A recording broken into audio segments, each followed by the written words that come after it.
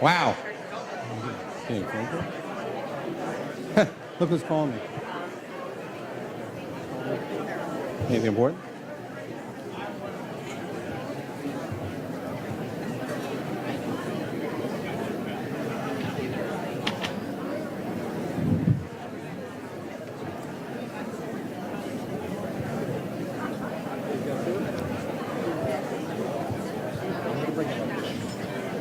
Okay. Good morning, everybody. There's still a few more seats up here, those who don't want to stand. I got some reserved seats I can give away. There's about 7 or 8 seats up front. But we'll try not to make this too long a meeting. Move for adjournment. I got a laugh back there. Some of us have tee-off times. Mine's at 10 o'clock. All right. We were originally going to have 2 meetings. One is the meeting I called the decision meeting, which was scheduled for 10 o'clock. And then we were going to have another meeting next Friday next Thursday. Thank you for correcting me. I'm always off on those things. Next week, which was going to be by bylaws, we're required to hold an annual meeting, which will be next week. And then Sean, who likes to save money wherever we can, came up with this great idea. Said, why don't we combine the meetings? So therefore, we're going to hold the shortest information meeting on record, which we have to do by bylaws, and we still have bylaws. Annual meeting. God, see when I get corrected? I was right. Get corrected. Let me talk, okay, everybody? Seriously, we will get it done within a half hour and we'll give you the information you need. And the bottom line is, the reason for that is, no matter what we do on the decision meeting today, please, we're still required to run this as a country club. And we still are the Fountains Country Club. And your board is still here, Sean is here, and we're running everything as, like tonight you're going to have lobster night. I believe sometime today the email is going to go out talking about the men's and ladies member guest golf tournaments, which will be run like it's been run in the past. And whatever other events Sean has up his sleeve over the next few weeks or months will be run. So we're a country club. Therefore, you got the letter saying volunteers for the interview committee. We're still going to run an election. I'm hoping we don't get to the final of the election, but we'll see what happens with where you vote. Because remember, we're still running. We're still running as a club. You're going to get updates. You're going to take care of Wells Fargo, right? Okay. Then I'll skip that from my notes. So in keeping it a brief meeting, that was my comments. I do think that this board and I have picked what a great year to be volunteers. I think we've all put in a few more hours than we had projected. But it comes with the territory, and I can tell you that nobody's complaining. They're at every meeting. So what I think one of the good things the board did do this year, and I hope you all agree with me, is we found Sean. So with that, I'm going to let Sean make his brief general manager's report. Thank you.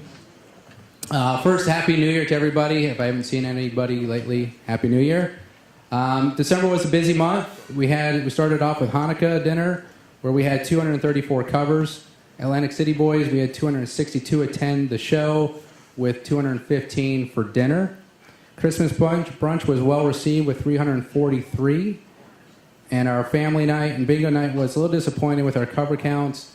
We had about 128 for the dinner and I think 68 for the bingo.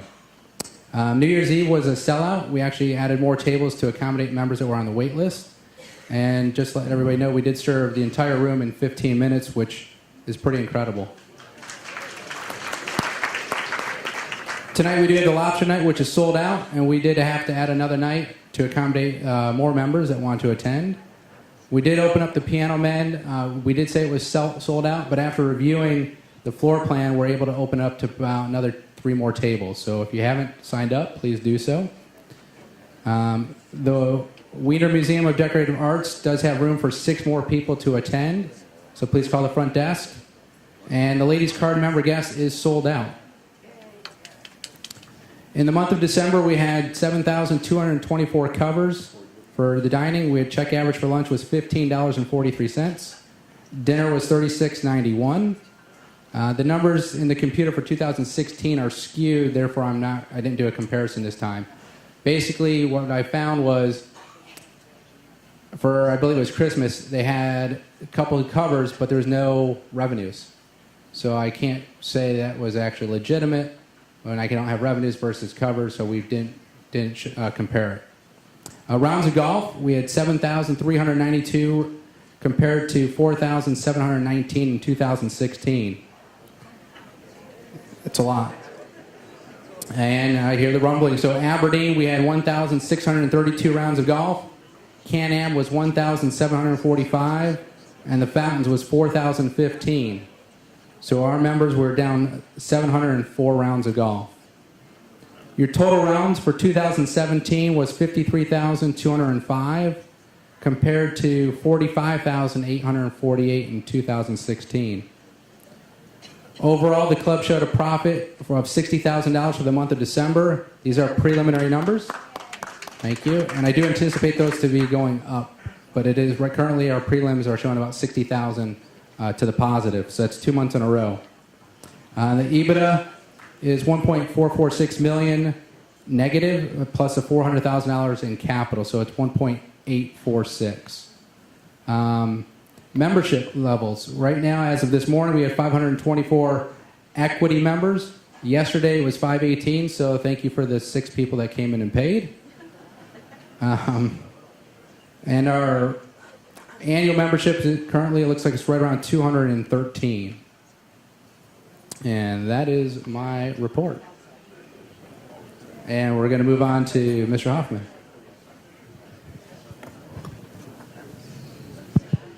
Good morning, everybody. Thank you for joining us rather than playing golf. I think that makes a lot of sense. Starting off where we currently are, our current financial health is in trouble. Not a lot of trouble, but in trouble. Our current cash balance is about $900,000. We appreciate all of you who have been paying their dues either in advance or according to the way they were billed, and that's helped a lot in terms of our cash balances, and we're starting to eat away at our accounts payable, and that's the way it was designed, and that's the way the budget was pulled together. Our receivables, we had equity dues billing in November that we started the billing was $1.2 million. Unpaid as of January 11th is $243,000. And that's a little bit unfortunate, and it's really caused by the fact that we have 65 who have not paid anything and 51 who have paid only 1 month. Now, all of our budgets and everything that we do is really based on the cash flow and so that we have sufficient money to take us through the entire year. So the fact that people are not standing up to the commitment and the obligations that they're making is a bit unfortunate, and it costs all of us, and it becomes an effect on us.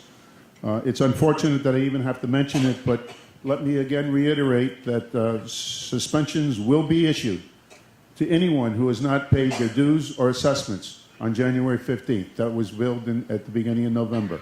We're going to try and take we will take a very hard stand on this. We're all in this together, and it's unfortunate that people don't stand up and fulfill their obligations. Unfortunately, a lot of them are sitting in this room.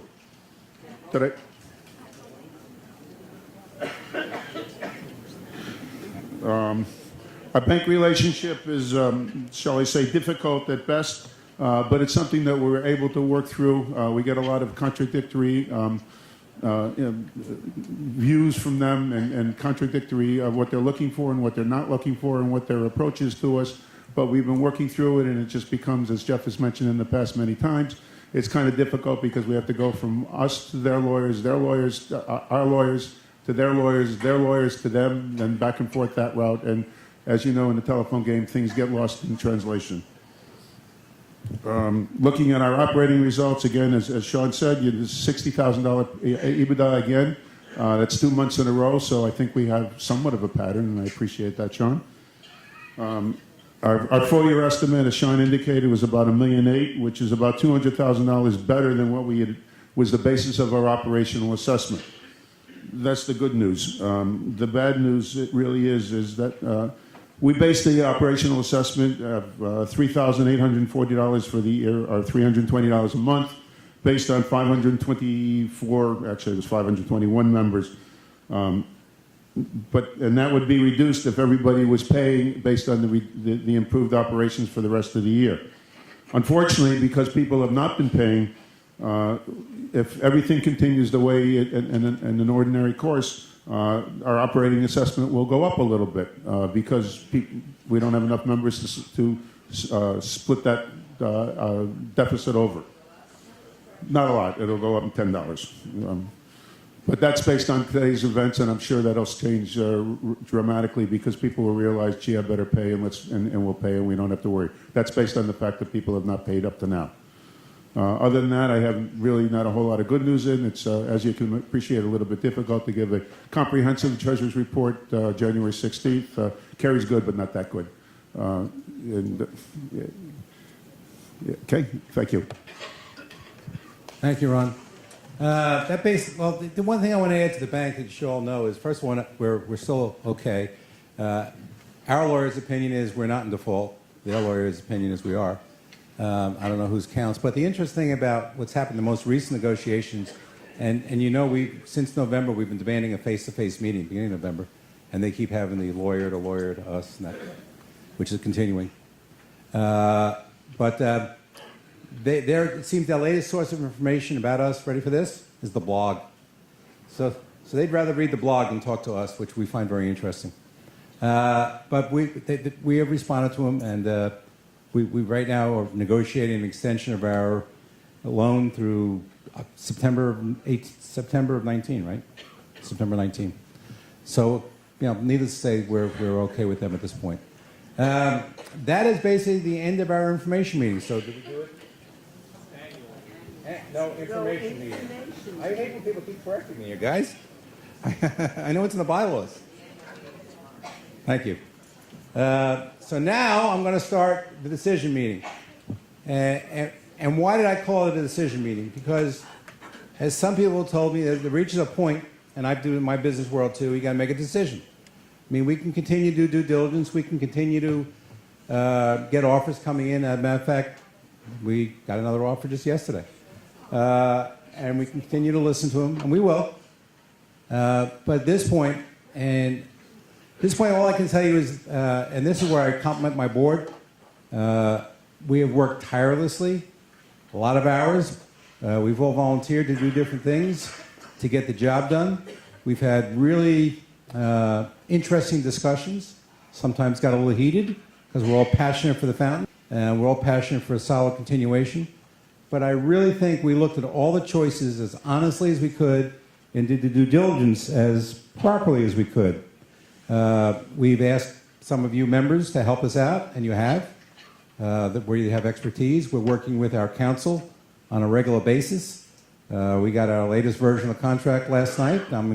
We're in communication with them more than daily, I can tell you that. We think we've come to a good conclusion. So, what we sent out to you for this meeting was a due diligence, and it only had two choices. And some of you are wondering, well, wait a second. There was another guy that we all liked at the town hall meetings, a guy by the name of Mike Myers. And the idea is, you're darn right we did. We loved him at the town hall meetings. But if you remember correctly, and this is where, the non-transparent board, the non-transparent me, because I let you know everything that's going on, we kept saying we don't have a final LOI. We don't know exactly where it's going, but this is what he told us on the phone. And what he told us on the phone was really exciting. I want to buy the A and B, and you're getting $15 million from GL. I'll give you 20. Well, that's nice. I want to buy this other piece of property, which was the hole 3 for $5.7 million. Well, that's nice. And then we got this piece of property on hole 4 that I think I'm going to put some commercial on, but that'll be gravy. And I'd also like to take our current hole number 2 and give you some money for that. And we said, wow, this could be like a $30 million plus deal. And that's what we told you at the town hall meetings. How does a $30 million plus deal turn into a deal that's not as good as GL? Well, we got the LOI. Suddenly the LOI turned into the LOI is the terms of the agreement, letter of intent, that he wanted to buy the entire North Course for the same price, by the way, not for the $30 million. Now we're back down at $20,775,000. $24 million? Okay. And I said, wait a second. We only were offering 5 holes. Now we're selling, and then I got them off the holes we're currently using. So now we're down to just 16 holes. I said, what happened to the gravy? He said, that was my gravy, not your gravy. Difference of opinion. Now, the 5 of us who were on the call thought it was our gravy. And then here's where else it got a little weaker. He said he was going to match the GL deal. GL was giving us $1 million within 30 days of paying the contract. And you'll see it again later on, but I remember these things are in my brain so hard it's scary.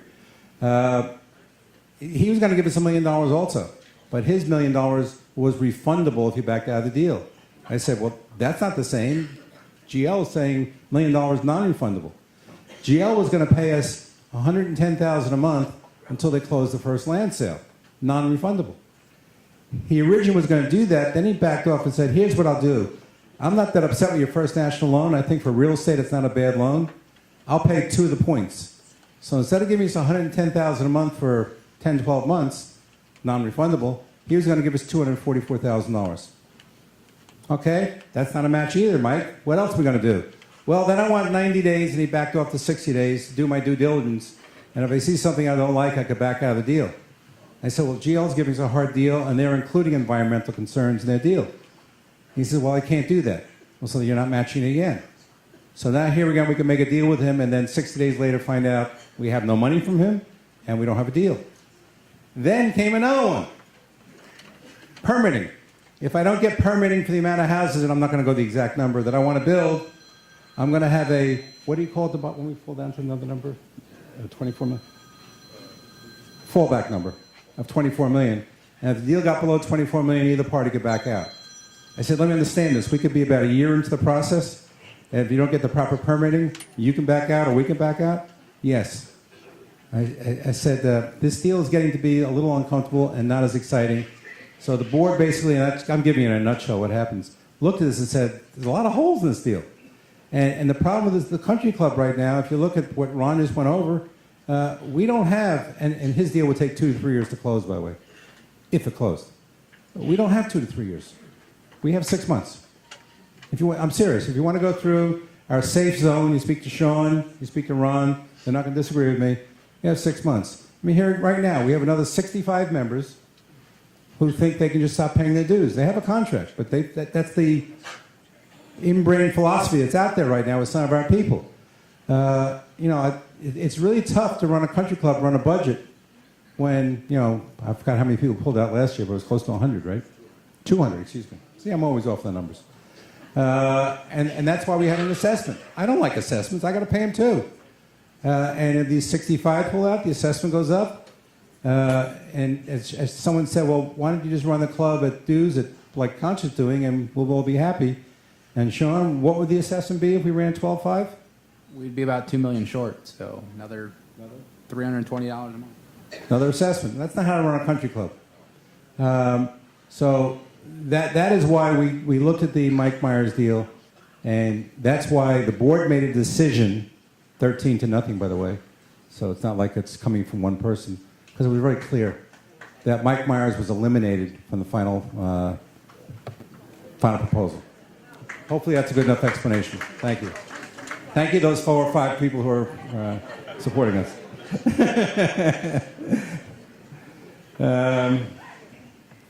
I'm excited about the deal.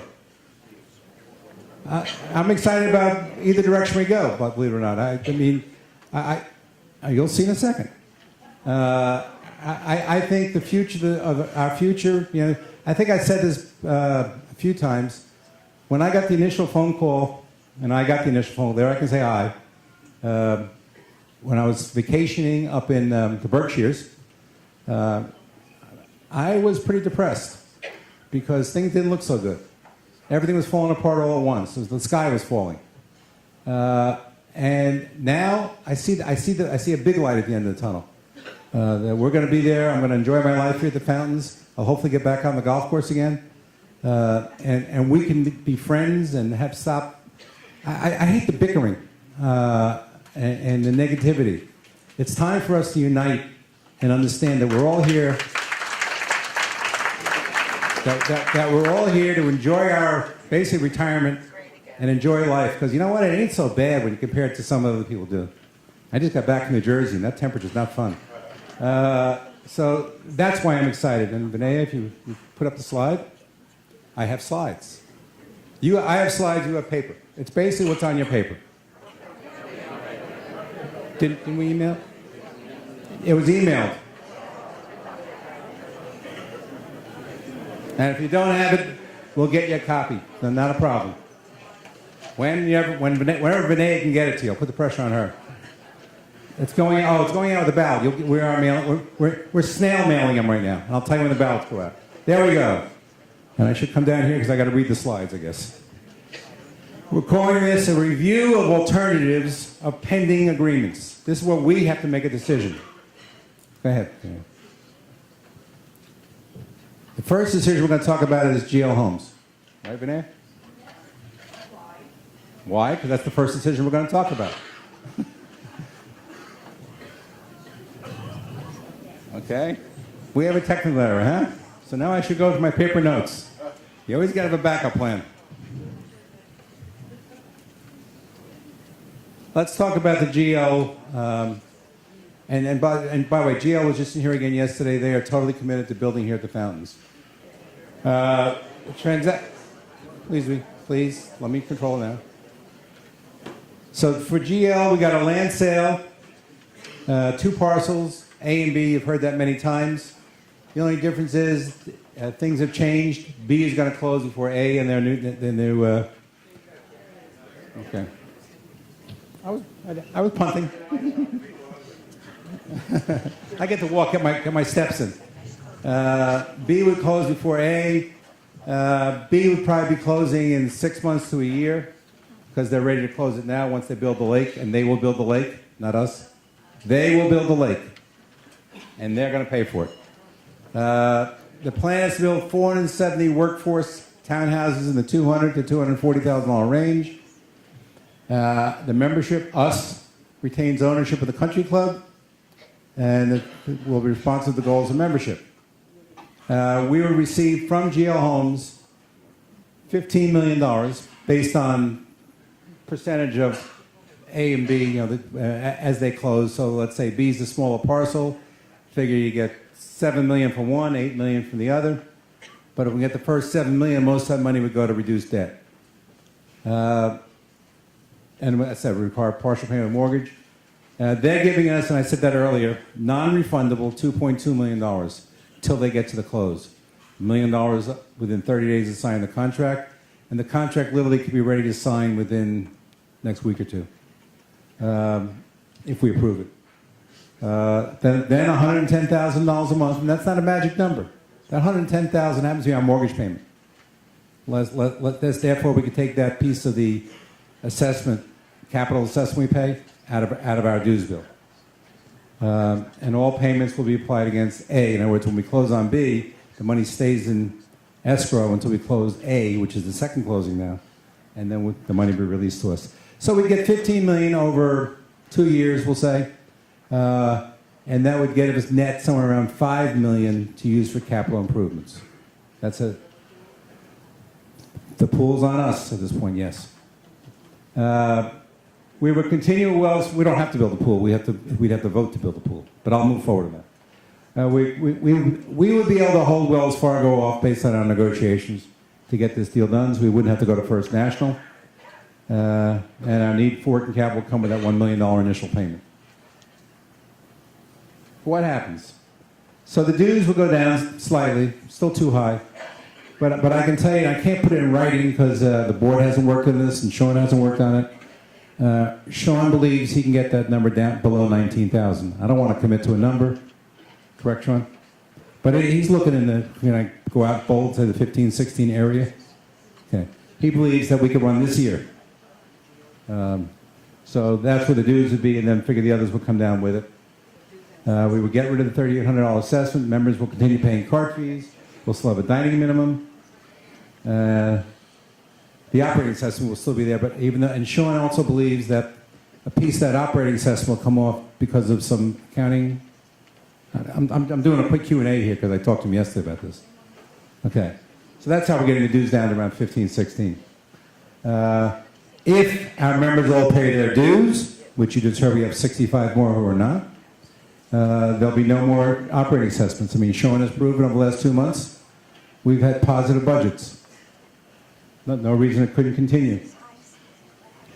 All our employees will be retained pending ongoing performance.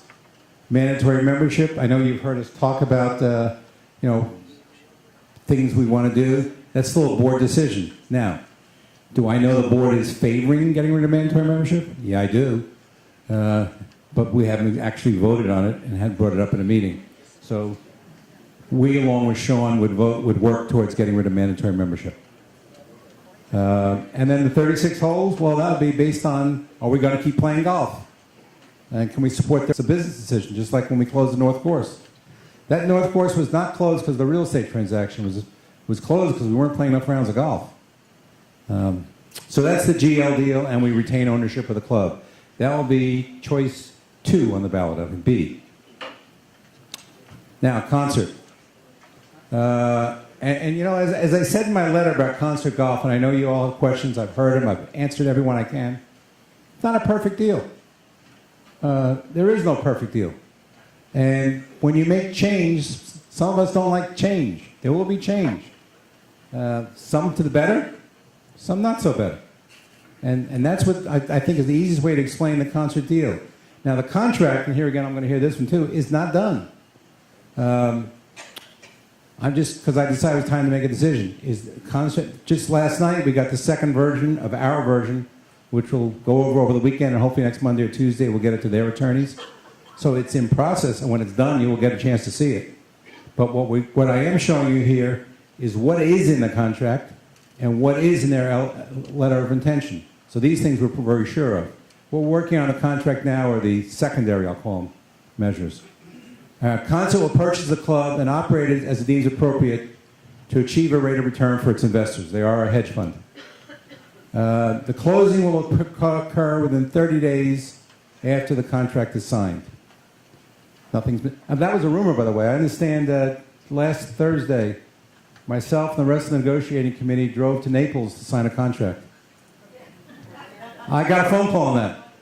The rumor is not totally wrong. The negotiating committee did drive to Naples to spend all day in the attorney's office going line by line on the contract. And we didn't sign anything. It was fun. But the closing will return 30 days after the contract is signed. They've agreed to a minimum of 12 years. It's a minimum. That they'll continue us as a country club. And it's in the contract defined, the amenities are defined, what a country club is, and services based on member demand and surveys. Payment to the fountains. Well, it's not really to the fountains, it's what they're going to be doing. They're going to assume or repay, it's up to them what they want to do, the Wells Fargo debt, roughly $10 million. They're also going to take over all our accounts payable that aren't done at that time, which could be $500,000 to $1 million. We don't know the number because it's not time for it yet. They're also committing to capital expenditures. Now, people are saying, well, how do we know they're going to do the capital expenditures? I'm going to be answering you a lot more questions later. We did do the best due diligence we can. Was it perfect again? I don't know. We visited 6 or 7 of their clubs.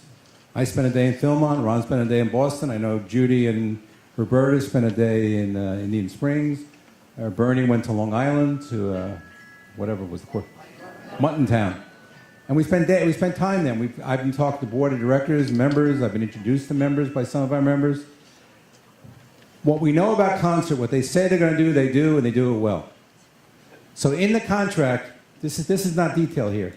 Golf course irrigation, clubhouse refurbishing, tennis court, lighting, fitness equipment, resort pool, south clubhouse, expansion, tennis court resurfacing. In the contract, Sean has taken these general topics, and they're in detail. How many tables we need for here, how many chairs we need, new dishes, how many? With quotes. And it comes to about $14.5 million over the next 3 years. There's a time frame that they will have to improve the club with. And that's needed to get new members.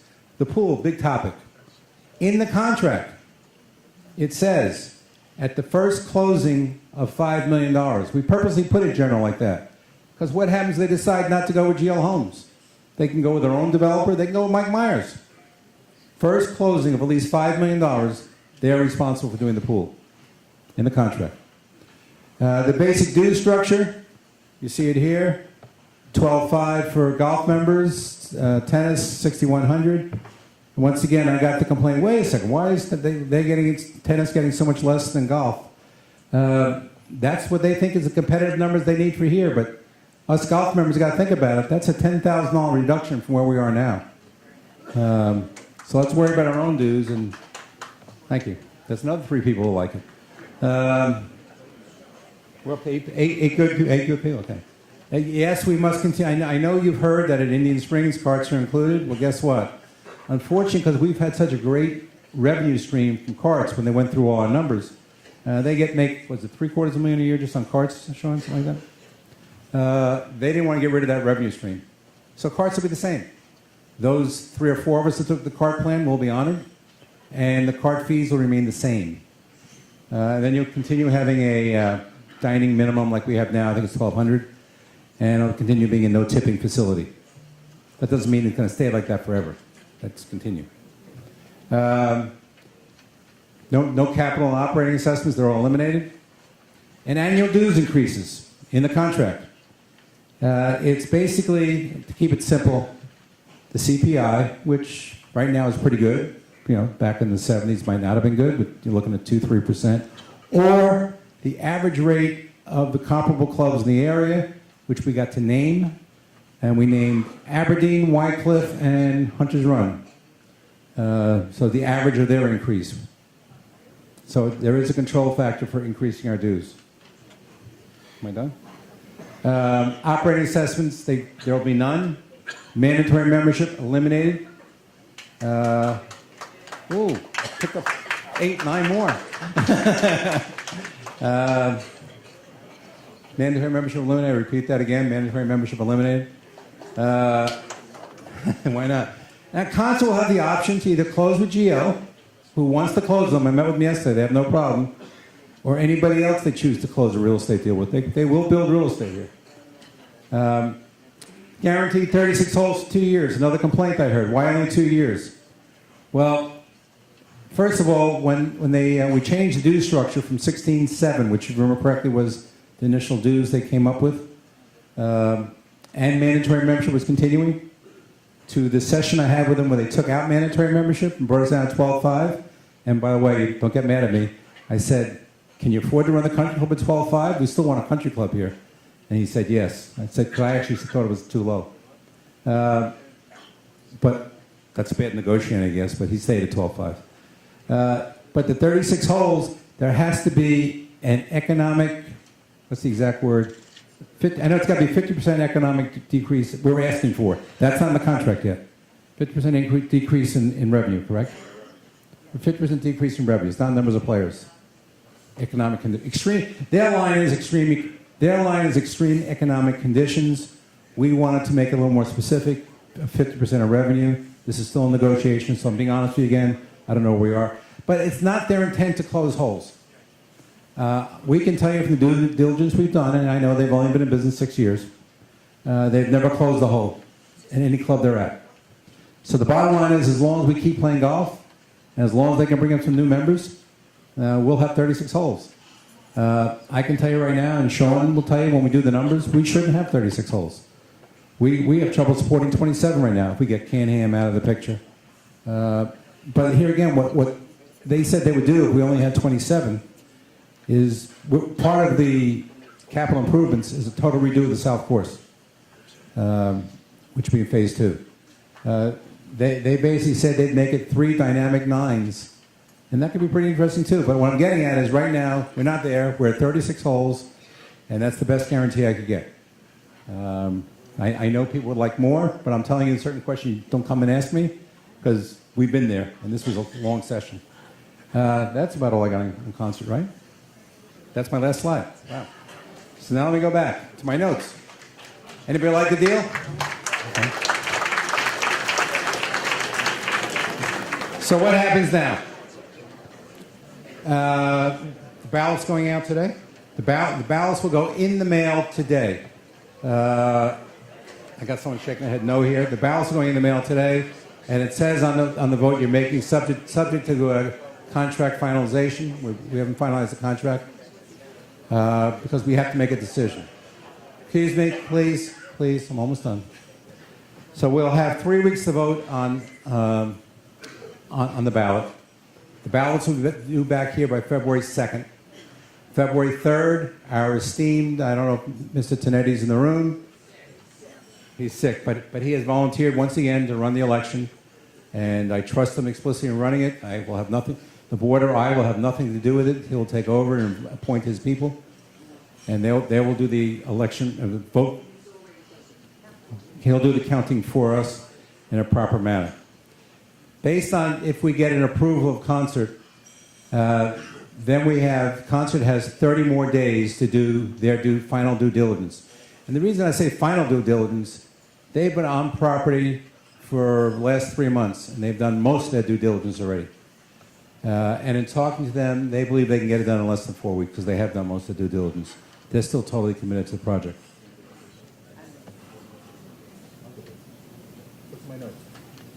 I'm not saying everything. So, once again, the ballots will come in, be counted February 3rd. We have 30 days to finish up negotiations, and they have and 30 days for them to do their final due diligence. All said and done, the way I look at it right now, and nothing is a perfect world. You've known that, especially when we're dealing with lawyers. Excuse me, those lawyers in the room here, but it is what it is. My son's a lawyer. We will close March 1st. That's the plan right now. You should also know that after studying these agreements, and I really mean studying, I don't want to talk about how many hours we have met as a board. The board this past Monday voted 13-0 in favor of the Concert deal. I think we're picking up steam. So, you know, and I told you, I've been talking to them since August. The deal was not great when it started. It's good now. Will it get a little better? I think so. We have a session, believe it or not, with them today at 4 o'clock. We haven't stopped negotiating, and I don't plan on stopping. We plan, and I say we because it's a board effort, to get the best deal for us. Remember, I'm a member here too. I want to enjoy my life here. I like to enjoy my life again here. I understand we have a golf course out there? Is that what that is? No, that's not ultra for us. So, what I want to do first, before we go to the microphones, because I have a feeling a few of you have questions, even though I'm trying to answer them all. Oh, I'm getting a better. Let me get my glasses out. Is that better highlighted? A few of you have sent me questions. So what I thought I would do is try to answer the questions I've gotten emails, because I did not think it was fair to answer those questions prior to this meeting, because the board and myself are subject to confidential regulations, and we try to keep things. We try. I know most of you hear what's going on anyway, but we try. What happens to the unused portion of assessments that the members are now prepaying for the year? Question 1. What happened? I'll give you the sheet, Roberta. Well, that's a simple one. That's in the contract. Any unused portion will be credited, as will all payments received in excess of Concert dues structure. Will be credited back to you. Does Concert assumption of our debts include all our existing debt at the time of closing, including vendor and other operating debt? In other words, do we walk away from this deal completely debt-free? And the answer is yes. There may be some contracts and leases they will not assume, but there is no exposure, and we've got legal opinion on this. The FCC will no longer have any funds available. Will Concert contractual obligation for capital improvement be specific? Yes. I happen to have the sheets that Sean put together here, but they are very specific. Is it limited by a financial cap? Now, the truth is, the financial cap goes the other way. Because they run so many country clubs, for example, we've had quotes that redoing the irrigation was $4 million. We've had a few quotes like that. They said they believe they can do it for $2.5 million based on what they've done at other clubs. So that's why there's no dollar amount in each project, but the projects themselves are specific. Be governed by starting and completion times? Yes. Phase 1 is 12 to 24 months, and Phase 2 is 12 months after the first $5 million closing. Will the clubhouse refurbishment be specific? Well, I kind of just said that. I mean, Sean went to the amount of glasses we need to buy, dishes. Am I correct, Sean? He basically had a chance to do his wish list, and he did it. Is the $5 million land sale specific? And I said intentionally, it is intentionally not specific, because even though when speaking to a concert, they think they want to deal with GL Homes, but if they decide to deal with whoever, whatever first land sale closes is when they have to start this transaction. Is there a time restriction on the phase 2 construction? If we're talking about what they're doing here, I just said that has to be done within 12 months after to get started. Is there let's see. Who will be in charge of the design? Well, we gave the club a concert. That's one of the changes we're going to be making. There is an advisory board that concert will appoint, but concert will be responsible. Can you negotiate a provision that will not reduce it from 36 to 27? As I said, we're working on that. Will there be language in the contract making it mandatory for concerts to maintain at least the level of service and quality food that currently exists? The answer is, believe it or not, we took their own language. We were working on it, and Concert sent us a paragraph that they've used at other clubs about country club standards and amenities, valet parking, food quality, and the answer is that's in the contract, that they will maintain country club standards. Who will control the reduction in membership status? The GM, according to the contract. It will be the GM's decision for hardships, step downs, and things like that. So that answered those questions. I hope I answered them properly. Let me see the next sheet I had here. Excuse me, going through sheets. This is still Joel, isn't it? Sorry, excuse me one second here. Now, this came from another member. Basically, she was concerned if we did do the Mike Myers deal and we got $25 to $30 million, how much that would be repaid back to the members. I'm just answering the questions. The answer is we needed that money, and that was going to give us the $15 million I just said what the concert's doing to do the stuff we need to do to get new members here. Because the bottom line is, look around.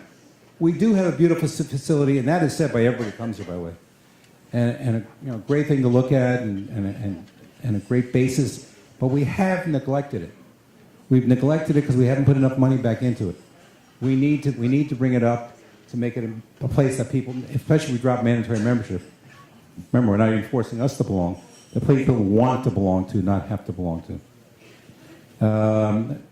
Everything else you want to know about the $12 million mortgage. Well, the other thing you should know, First National deal, even though they found out from the blog that we weren't going to be doing them, their source was the blog too, by the way.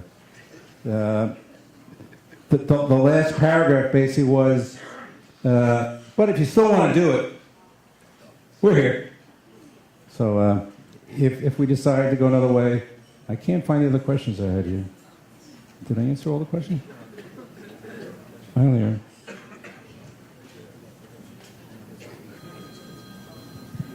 Just a quick one. All equity members, if your friends haven't paid, they must pay their bills by January 31st for their vote to count. So all equity members must be in good standing. The vote's on the 2nd. It has to be in by February 2nd, so they technically have until the 31st to pay their bill. The 15th, currently, they'll be suspended, but they can get unsuspended. They have to pay by the 31st of January. I know I had another list of questions I can't find, but I'm assuming y'all will have some good questions. That's my southern stuff. I lived in Charlotte for 5 years, y'all. Y'all will have some questions for me, and I will answer them as best I can. Remember, and that's microphones. And once again, excuse me, I'm going to be a little strict on the rules. There will be no speeches. This is not a place of speech. I'll accept questions. Quiet, please. Quiet, please. Let's show some respect for the people going to ask questions. Quiet. I'm saying it nice as I can.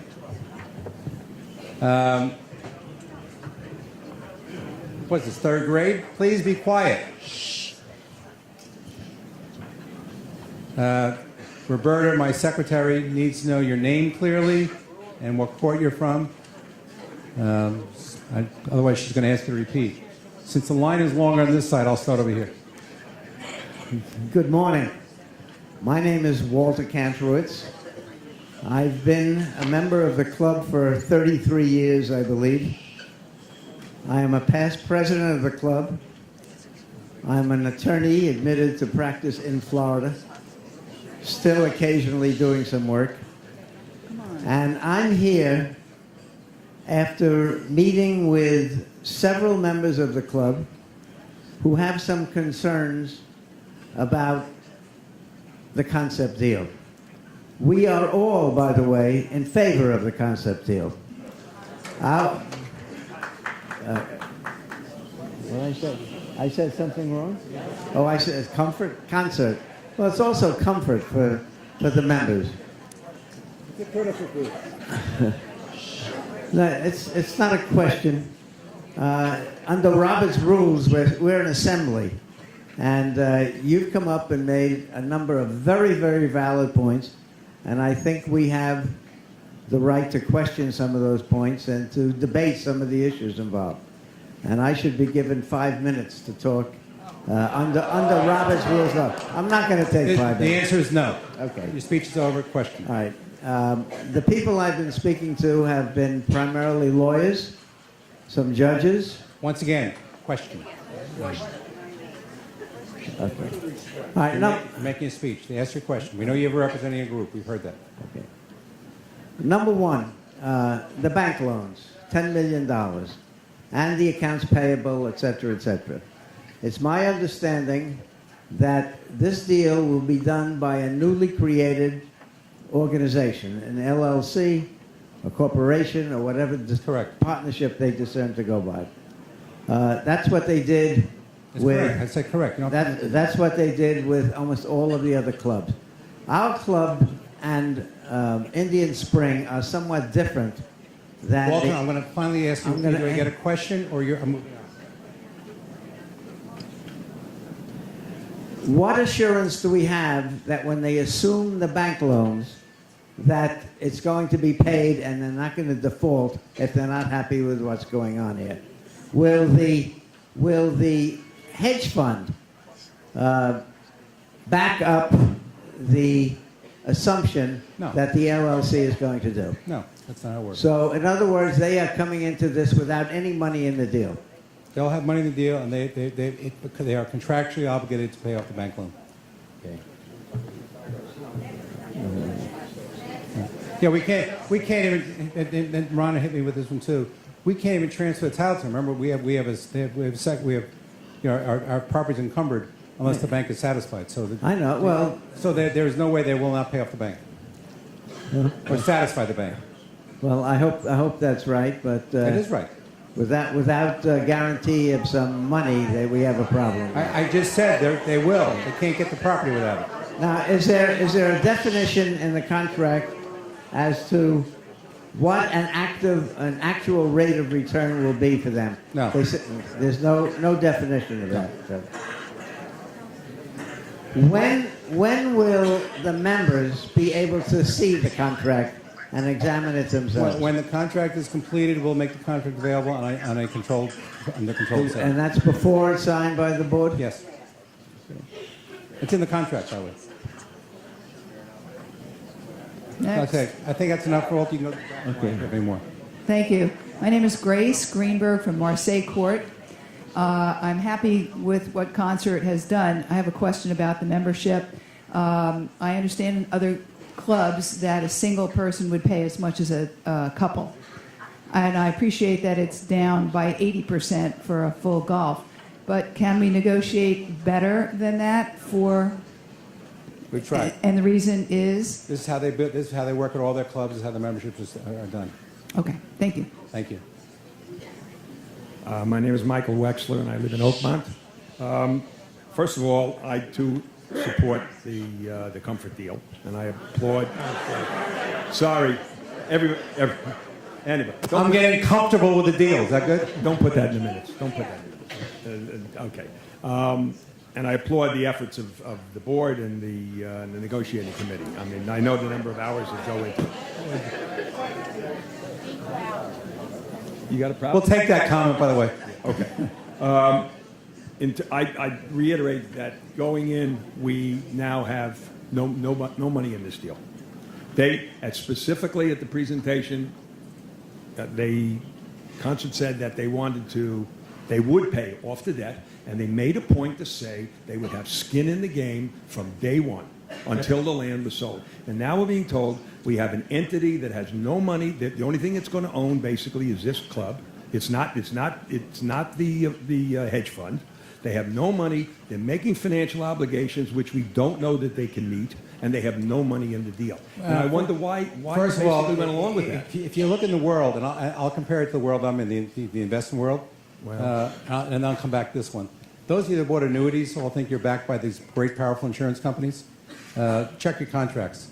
For example, Prudential sets up a subsidy. I'm not looking Let at me their finish. contracts. I've done this for a Let living me for finish. 40 This- years. This is the way the world is. They set up a separate corporation with the annuity companies. They have done this with every club they bought. They're into the game. We have contractual obligations. I'm making the observation. So It's a people good observation, there is but- no money on the other side of But the there is money because in order to close the deal, unless they satisfy Wells Fargo. Now Wells Fargo might not want all the money. They might say, pay off this much and we'll give you a loan for the rest, whatever. But unless they satisfy Wells Fargo, they can't get access to our club. Okay. One other point, and I'll sit down. It disturbs me, and I'm very concerned about the fact you just said that originally they said they were going to operate this club as an exclusive country club. Private country. Now they're talking about they're maintaining country club status. No, it's in the contract. Private country club. Okay, no, but my point is that other language that says it will be based on their ability to run this club in a manner is based on their expectations of return on investment to their investors. We have no clue what that is. I didn't say. I We didn't don't say know what that No, means. Someone else said that. It said so.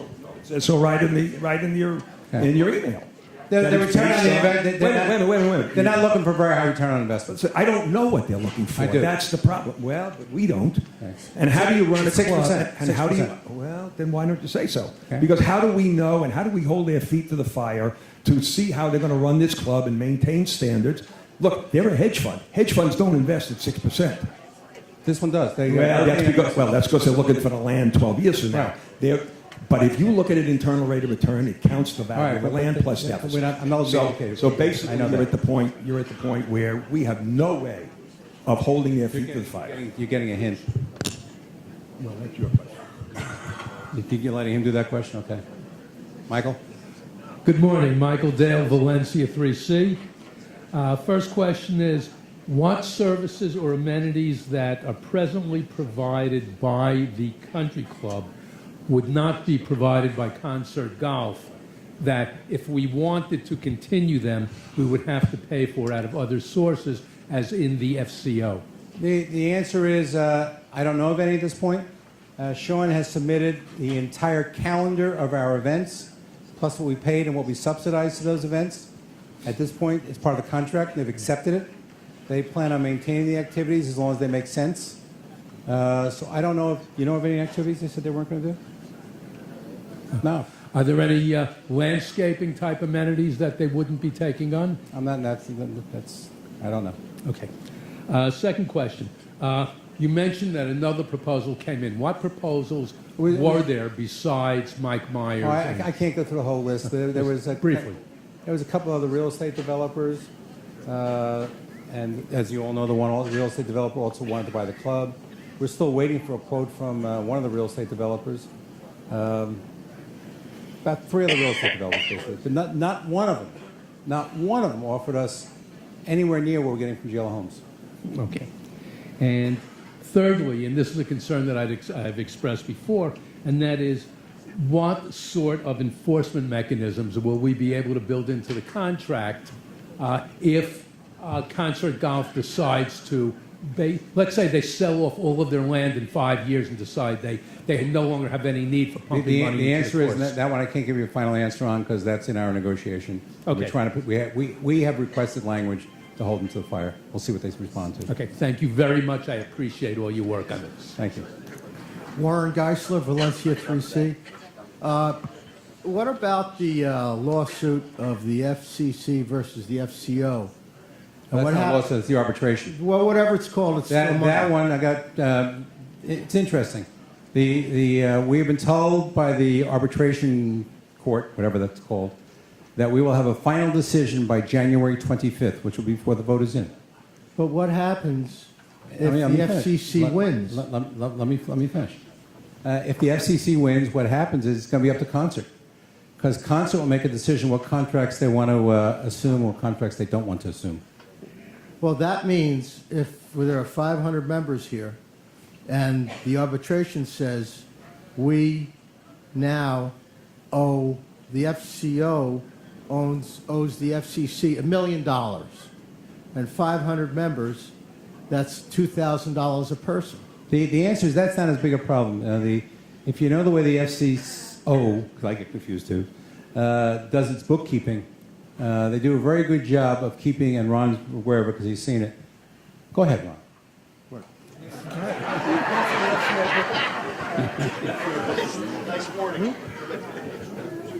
Ask the question again, please. The fact is that if the FCO loses $1 million, the fact is that it's still on the owner's shoulders. As residents, you are correct.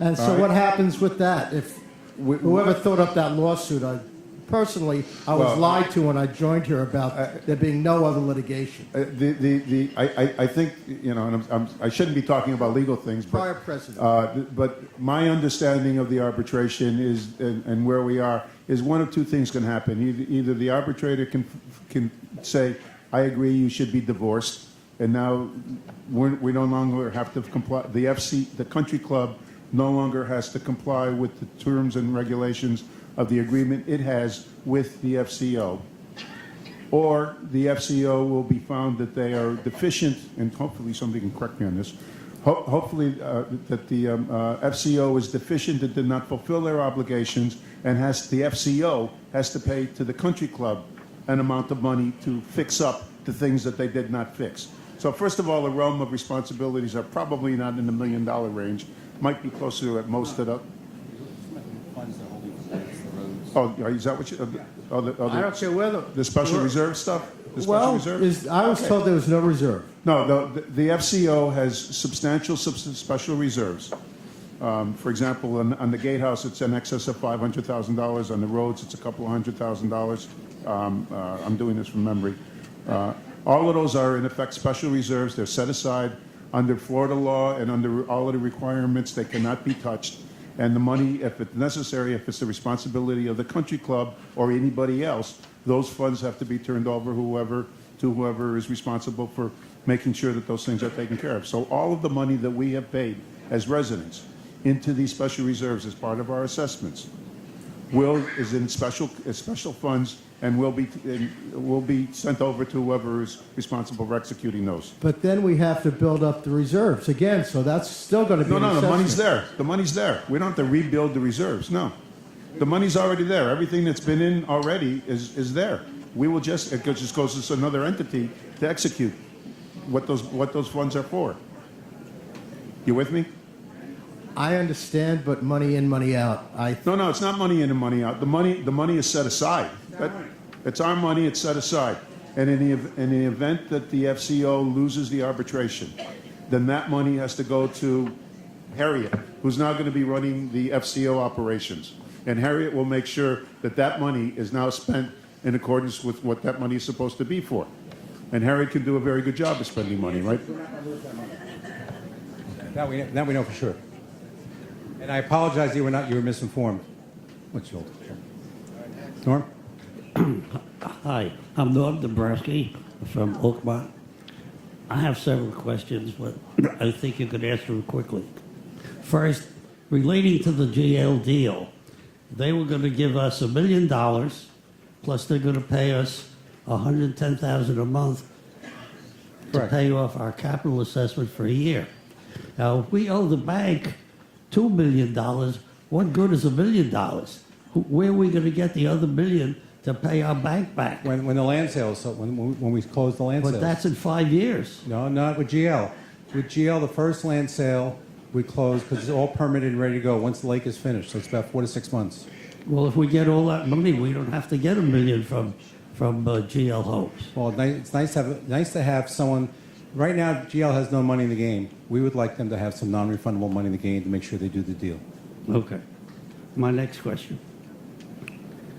We, before this deal with Concert is completed, we will have paid 2 or 3 months of dues to the country club. Correct. Okay. How is that going to work out with their due structure at the time they take over? And are they going to credit us in full for everything we've paid, or are they going to deduct like 1 or 2 months? No, it's basically going to be credit-based, retroactive on what we should have paid them versus what you've already paid, and you'll have a credit on your account. Okay. Is that going to be in writing? It's in writing. It's going to be in It's writing. in the contract. Okay. You also said that they would honor the cart plan. Right? Correct. Is that going to be in writing? It's in the contract. Okay. When Peter was here originally, I asked him if he would honor the 90-year-old discount. If you're over 90, will he give us the same 30% discount? And he said, absolutely. Can we get that in writing? That's going to be today's call. That's going to be what? On today's call. It's on my notes for today's call. Okay. Next question and the last one. For the year 2016, we had a deficit of about $2,500 in operations. So we paid off that deficit every month in the year 2017, which came to about $220, $230 a month. Okay? Now for the year 17, we have a deficit of $4 million, so we're paying off $37.80, which is $320 a month. Okay? My question is, why did I get billed in November and December for 2017 deficit when it should have come in the year 2018? You were still paying your 2016. The 17, I'm not paying. It's on my bill. I'm paying It is. $320. Correct. And I should be paying $230. no, it was $320 because we had to raise that back in July, an extra $100. And that continued throughout the whole year. No. So now in January, it starts over again. No. Yes, your operating assessment is for the actual month. It's not like your dues where it's a month ahead. It's for your actual month. Okay.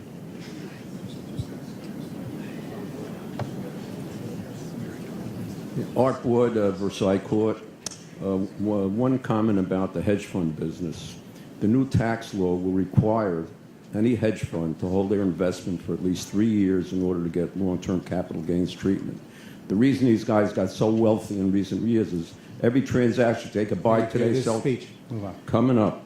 They could buy today, sell tomorrow, and it was treated as long-term capital gains. So that's going to go away. That may be in our favor long-term. My question is, our club up north was based on CPI in terms of the dues structure. Now, they're having this in 2 parts. One part says they could raise us or go according to CPI or according to what other clubs are charging. Greater of. Greater of. Greater of, okay. Now, what if the other clubs have assessments? Will that count as in their due structure? Dues. It's dues. Sure. Joe, why So what will they be calling it? That's- Please give me a straight answer. In other words, dues are $12,000 a year, and I they're gave you a straight answer. I said it does not include assessment. It's They will dues. not count It's a market assessments of these comparison. other clubs. And understand something else. We're not a mandatory club anymore. If dues go to a number you don't like, you can leave. That's not the question. My question is, I'll answer it. it is So either here, lesser of the two, either CPI or the dues. I believe it says greater of. Okay. And when we compare club to club, we ask what your dues are. We don't ask what your assessments are. So in our dues for our full golf is $15,575. We don't go out there and tell them that our dues is $22,000 plus. It's off of your $15,000 your No, actual that's dues, not what I'm driving at. But you did ask about assessments at other What I'm clubs. driving at is if their due structure is, let's say, $15,000, the same as ours, and the following year they go up $200 or $300 because they need assessments. They're losing members. Assessments do not count. It's in dues. Call it dues. It's dues. All right, It's whatever their dues are. Yeah, the CPI has been very stable over the last decade or Said two. that earlier. It has been stable and back in the So 70s. that, it that wasn't. could probably knock out CPI and will be assessed based on the dues structure. Mike Quiet, Jacobs, quiet. Marseille. This contract that you keep talking about, who would assign these to that contract? Excuse me? The contract is going to be signed by country and who else? The country club and the concert. Concert and the country club. Which country club? Will we exist after the... No. So then, Well, if what happens if they don't execute We will, the terms? that's what we're working on language right now. We will exist for between 2 to 5 years. We don't have the exact number yet. Yeah, and what happens if they don't execute We're, the terms? we're looking to put something in the contract which will hold them to the fire for the What whole does that contract. mean? We're looking for contractual language. We have language we're requesting. I understand, but if the contract says they're going to do this, And suppose we're- they don't do it. No, we're looking to have language in the contract requiring them to do it. And what if they don't? Please, quiet, please. That's what I'm getting. You didn't let me keep. That's what I keep telling you. There will be language in the contract to require them to do certain things, and there'll be things that we can do that even if we don't have money that can make that requirement. Things like deed restrictions that wouldn't allow them to do that if they don't do what they're supposed to do. If they don't build the pools, for example. We can do that, and we're looking to do that. If they don't do what the We contract have our says, lawyers working on it right now. There's language we put in the contract to require them to perform. Quiet, please. I understand require. You can put whatever you want in the Just answer your contract. question. If they don't follow it, what are you going to do? Told you, we're putting the third time I'll say, I'm saying it nicely. We're putting language in the contract that our lawyers have come up with to require them and hold them to the fire on fulfilling the entire contract. And I'm asking the same question. You are. You're not listening to me. No, I'm listening. You're not answering. I've answered it best I can. If we can. Quiet, please.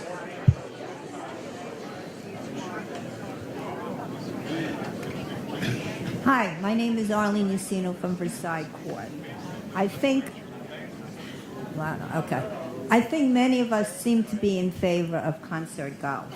And one of the things I think you left out on the chart that was on our printout was retention of employees.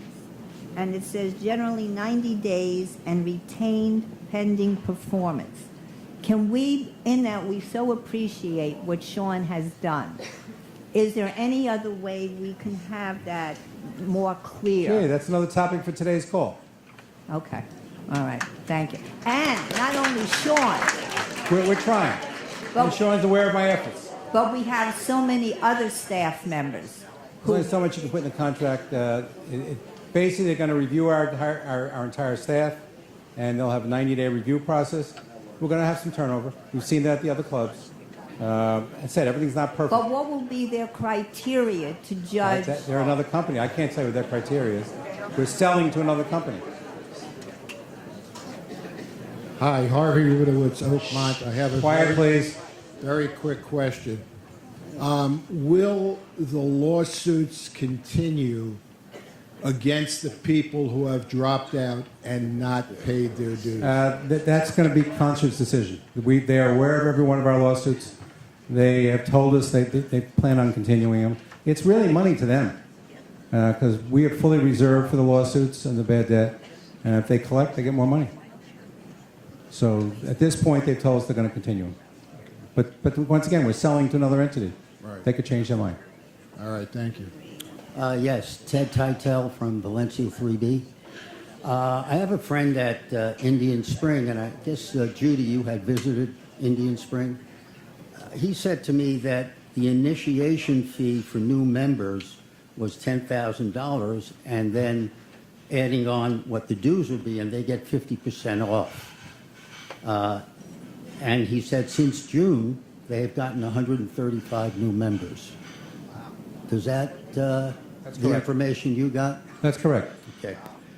And one thing that he was picky on is that Thursday night that had a food buffet, and it went from $12.95 to $18.95. So, is there guarantees? No, as far as there's no fundraising? guarantee. We're selling. That's what I said. All right. Excuse me. It's a question, And this, that's all. no, I understand, and it's a good one. And I said this earlier. I had a conversation with I don't know if Sonny's in the room about Duffers, about the price of wine, that he'd only like to pay $5 instead of being charged $9, which is our cost. And I said, you know, Sonny, we're selling to another entity, and that company needs to make money. And that is going to be a reality, and we have to understand that. We can't, I mean, certain events, and that's what we said. We sent our events to them. Sean knows when we run the Atlantic City Boys that there's no way we could have made money on that. Sean priced that event to lose money because he didn't believe that we would be able to spend enough money per ticket to break even on the event. And men's member guests get subsidized. Ladies member guests, equal rights, get subsidized by the club, part of our dues. Concert understands that's part of running a country club. But maybe a normal dinner, they would go to Sean and say, hey, the cost for this dinner and to make our right profit margin is $18.95. I don't care if you charge $12.95. And Sean would have to charge $18.95. But it'll be fair pricing. Okay. That's what we're saying? And as someone had said here, if you don't like the price, nobody's forcing you to go. Hi, my name's Lynn Teich, Valencia 3C. Quiet, please, so we can hear. One question.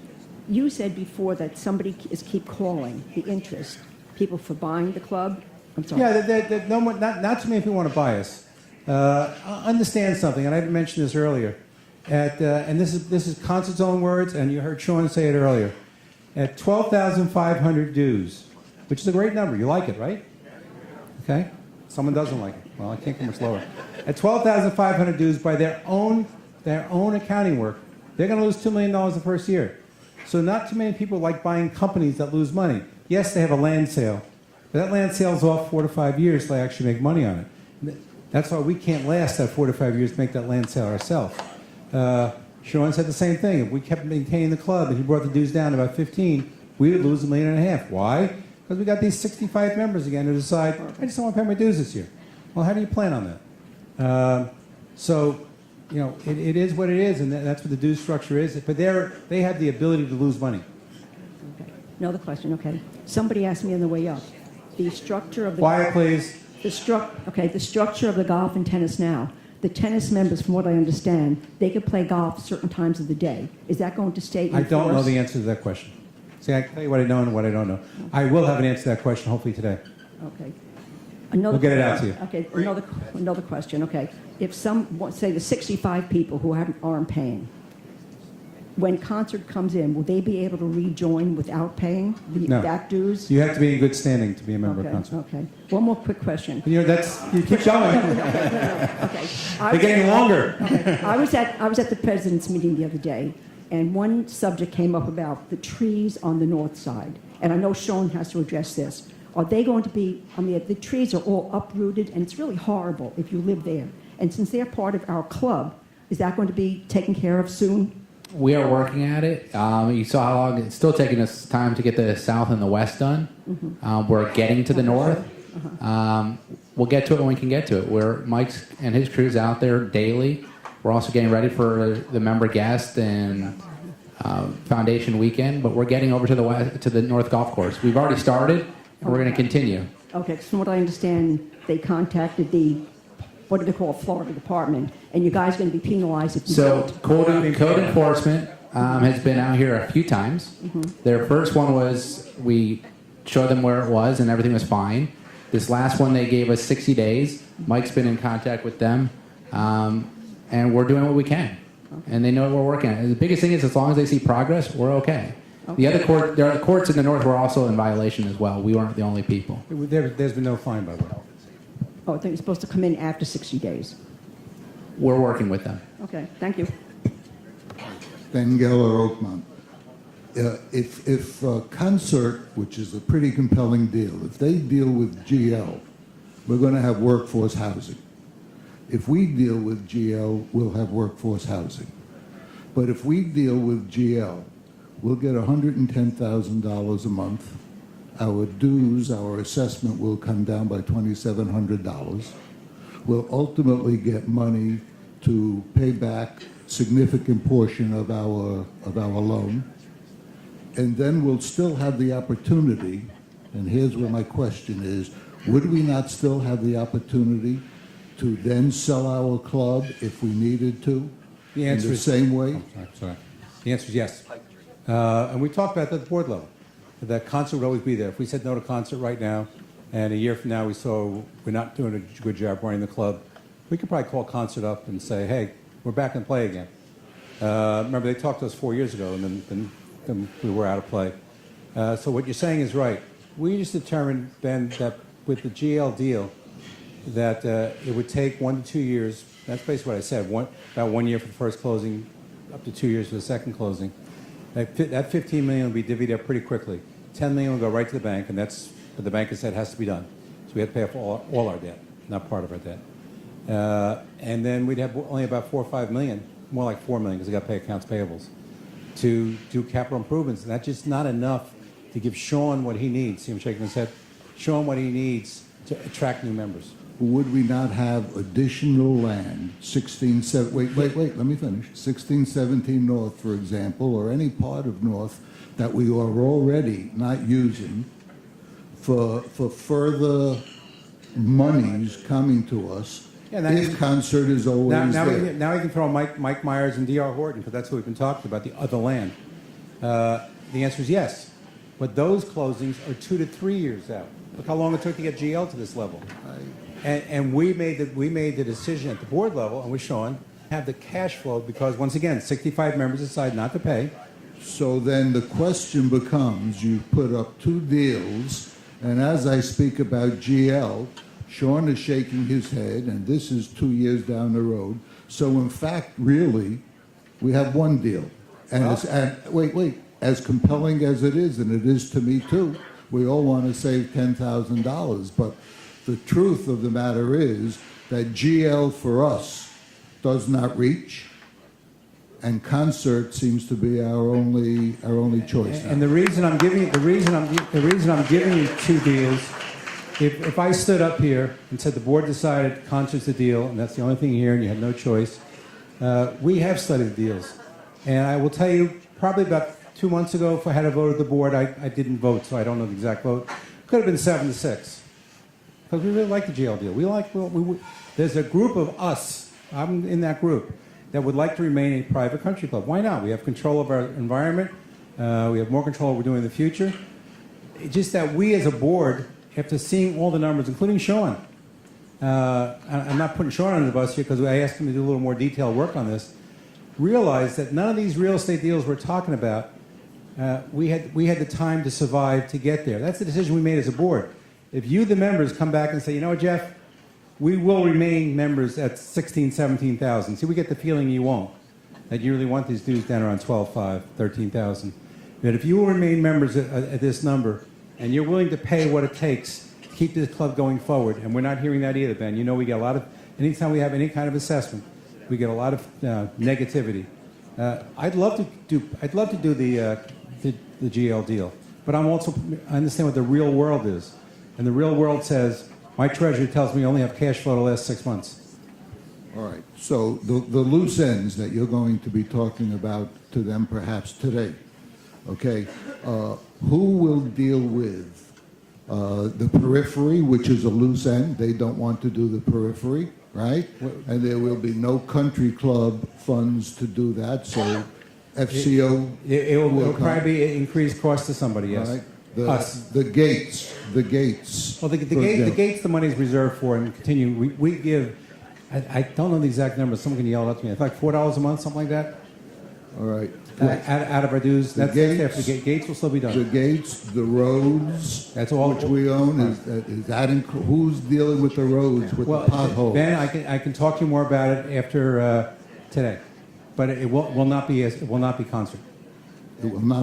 Will not be concert. So then, if the FCO does it, because the FCC doesn't exist anymore, right? Afterwards, FCO or another organization. We're negotiating. That's what it's all about. What does that mean, another organization? I can tell you later. We don't know yet. other management company. But the money is there to do it. Okay, thank you. My name is Susan Elin. I live in Valencia 3. I just wanted to ask you about the single golf. Quiet, please. The single golf membership. Under that fee, would a couple still be able to play golf? Tennis.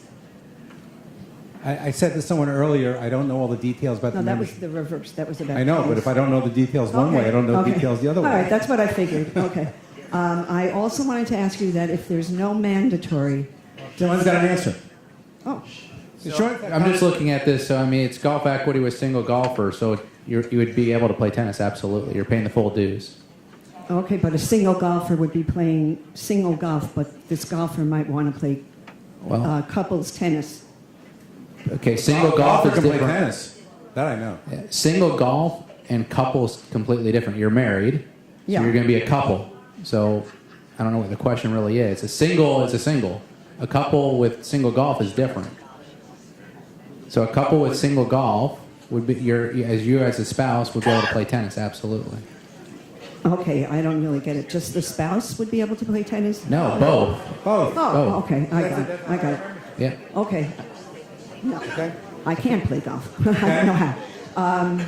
Quiet, please, please. For the absence of now having an absence of mandatory, does that mean if somebody down the line wants to sell their house, does a person have to join the club, or is that No, they do not have to join. Okay, but they can join if they want to after a year. Yes, or yeah, something. that's what we're saying. But and I can't speak, I don't know if Lee's here. I can't speak for the POA. I believe the POA is going to have a vote sometime in the next few weeks. I don't know when. I want to. Okay. Okay. So the POA also has to eliminate. But I get the feeling, once again, I do live here too, that we want to eliminate it. So I think the vote will go through. Okay, thank you.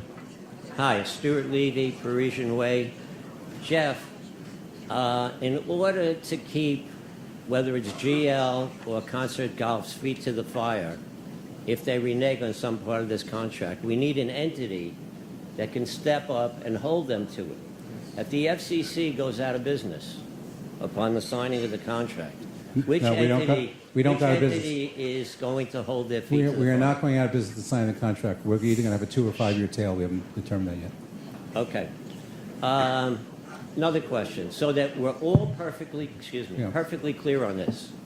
If we do a deal with GL Homes, does mandatory membership go away upon the signing of that deal? No.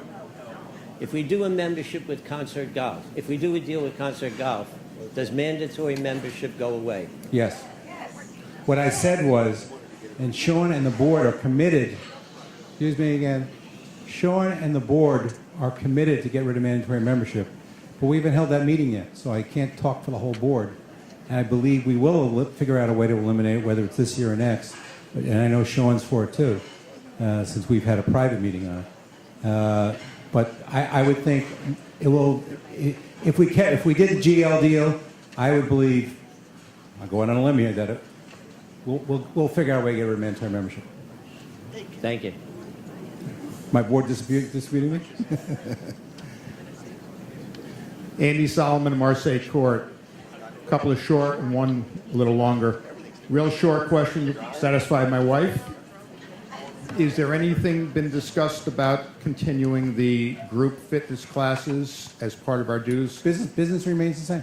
That's what I'm asking. Second question. Any commitment other than intent to equalizing dues for all members? Yes. It won't happen. I mean, that's his words. It's not in the contract. It won't happen immediately. He thinks it takes about 3 to 4 years for equalization of dues. That's kind of what they did in Indian Springs, too, by the way. Okay. It's quicker than Indian Springs. All right. Speaking of Indian Springs, since you brought it up, Indian Spring expenditure for 36 holes of golf, as I understand it, is $1.4 million.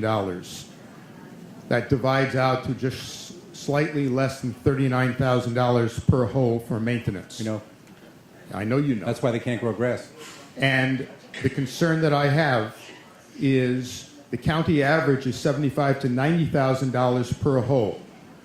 When Kemper came in, we were expending approximately $47,000 per hole.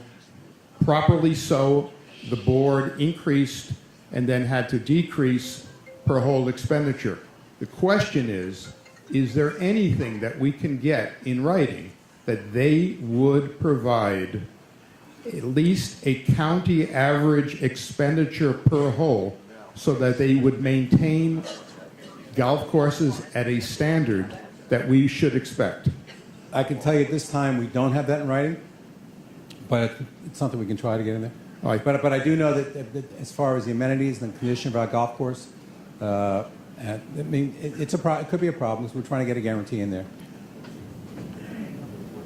Yeah, but one of the things we are going to be doing, and that is in the contract, is, well, the drainage isn't in, but that's going in today, the west anyway.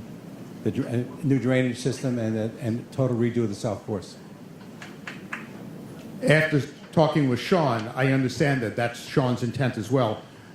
I'm never fond of intent as opposed to... No, it's in the contract. Okay, that's what I'm asking. And the final thing is, when we vote on bylaws at this club, or have voted on bylaws, we've always had the document in hand, voting on literally every comma, semicolon, and period.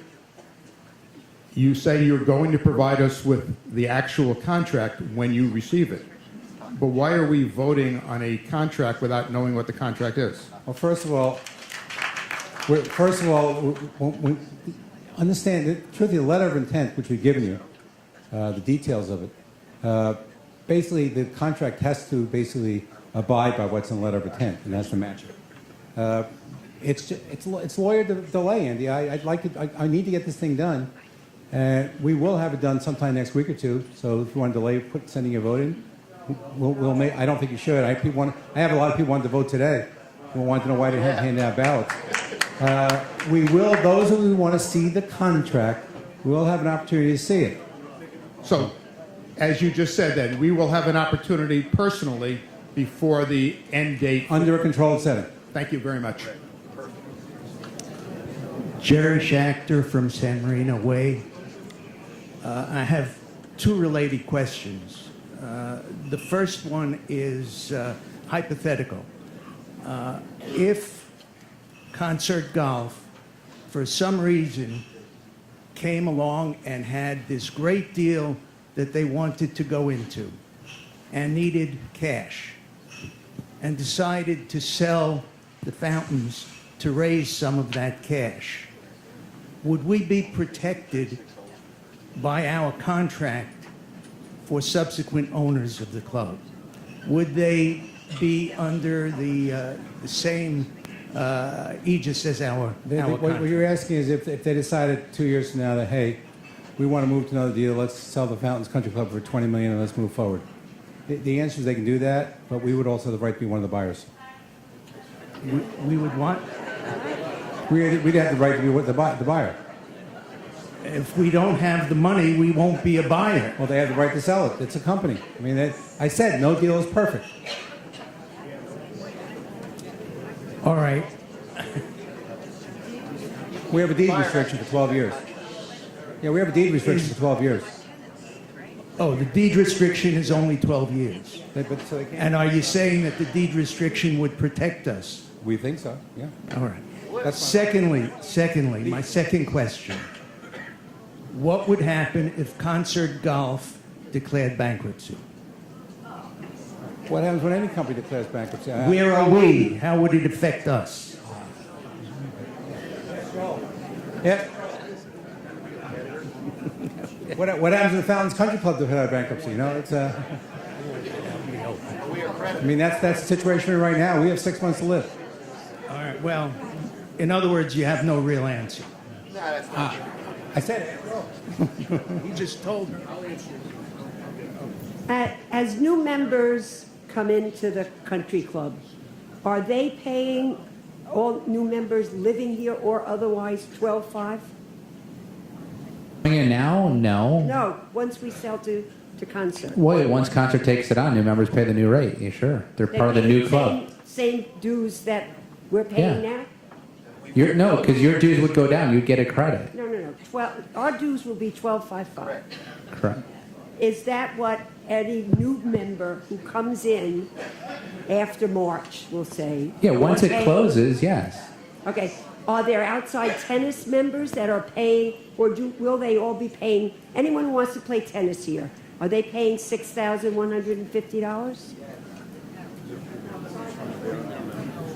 The answer is we really can't answer that because what they've done at Indian Springs and other clubs, they do incentives to bring new members in, and it's their country club. Okay. We have two Hope you properties. don't mind I took my jacket off. It's getting warm up here. We have two properties that have wonderful space, but they're not being maintained properly. Fountain Hall and Craft Hall. Is anything in there about improving or fixing up? Who's responsible now for those two properties, which would give us great meeting space? Well, right now it's the FCO. I understand that. And the contract says they're supposed to maintain it, don't laugh now, in country club standards. Is there, so... I mean, let me tell you how Sean feels about that. We had a conflict where we wanted to use Craft Fountains Hall for move the card people over to in August, and he walked over there and said, we can't put our members there, it's too dangerous. The answer is the FCO is currently responsible. Let's see what happens in the arbitration proceeding, if they're required to clean it up. Concert has told me that they would like to keep those buildings and run them. I don't think they would let them stay in that condition. What we have seen, and I'm going to repeat this again, we've seen, not heard, big difference. At the other clubs they're at, they care about where they're at. They run upscale clubs, they do a nice job, and what we were told directly by the members, and you're free to call them also, I know some of you have, go look on the websites. When they said they're going to fix something, they fixed it right. They didn't do it on the cheap. And if it had needed a few extra dollars put into it to make it right, they did it, and they did it right. So that's all you got to hope for here, because right now both those are uninhabitable. Said that right, didn't I? Okay. Uninhabitable. See, I said it wrong. Lastly, you've got a lot of issues that you're speaking at a meeting at 4 o'clock, which it sounds like will last till 9 o'clock on the They always list of do. fee. Will we get a notice from you, You will get any as these update. meetings Understand, the are meetings- changing the contract that we're voting on? The meetings don't mean much because they have to go with what it is. We have these meetings, and I do 2 or 3 of these a week, by the way. This is not unusual. I mean, my committee, my group. Sometimes I say I don't mean that. There's been a lot of hours put in negotiations. We're just coming up with things we want our lawyers to put in the contract, then their lawyers to accept. So it's a circle. When that happens, then I'll let you know. Thank you. Hi, Susan David from the Atriums. Quiet, please, please. Closer? Oh, No, quiet. is mine? Um, Good. Joe Wilson. Susan David from the Atriums. It's a quick question. You compared us before to, I think, Wycliffe, Aberdeen, whatever, mandatory membership country clubs. We are going to be going non-mandatory. We have 2 options as far as memberships go, a golf and a social tennis.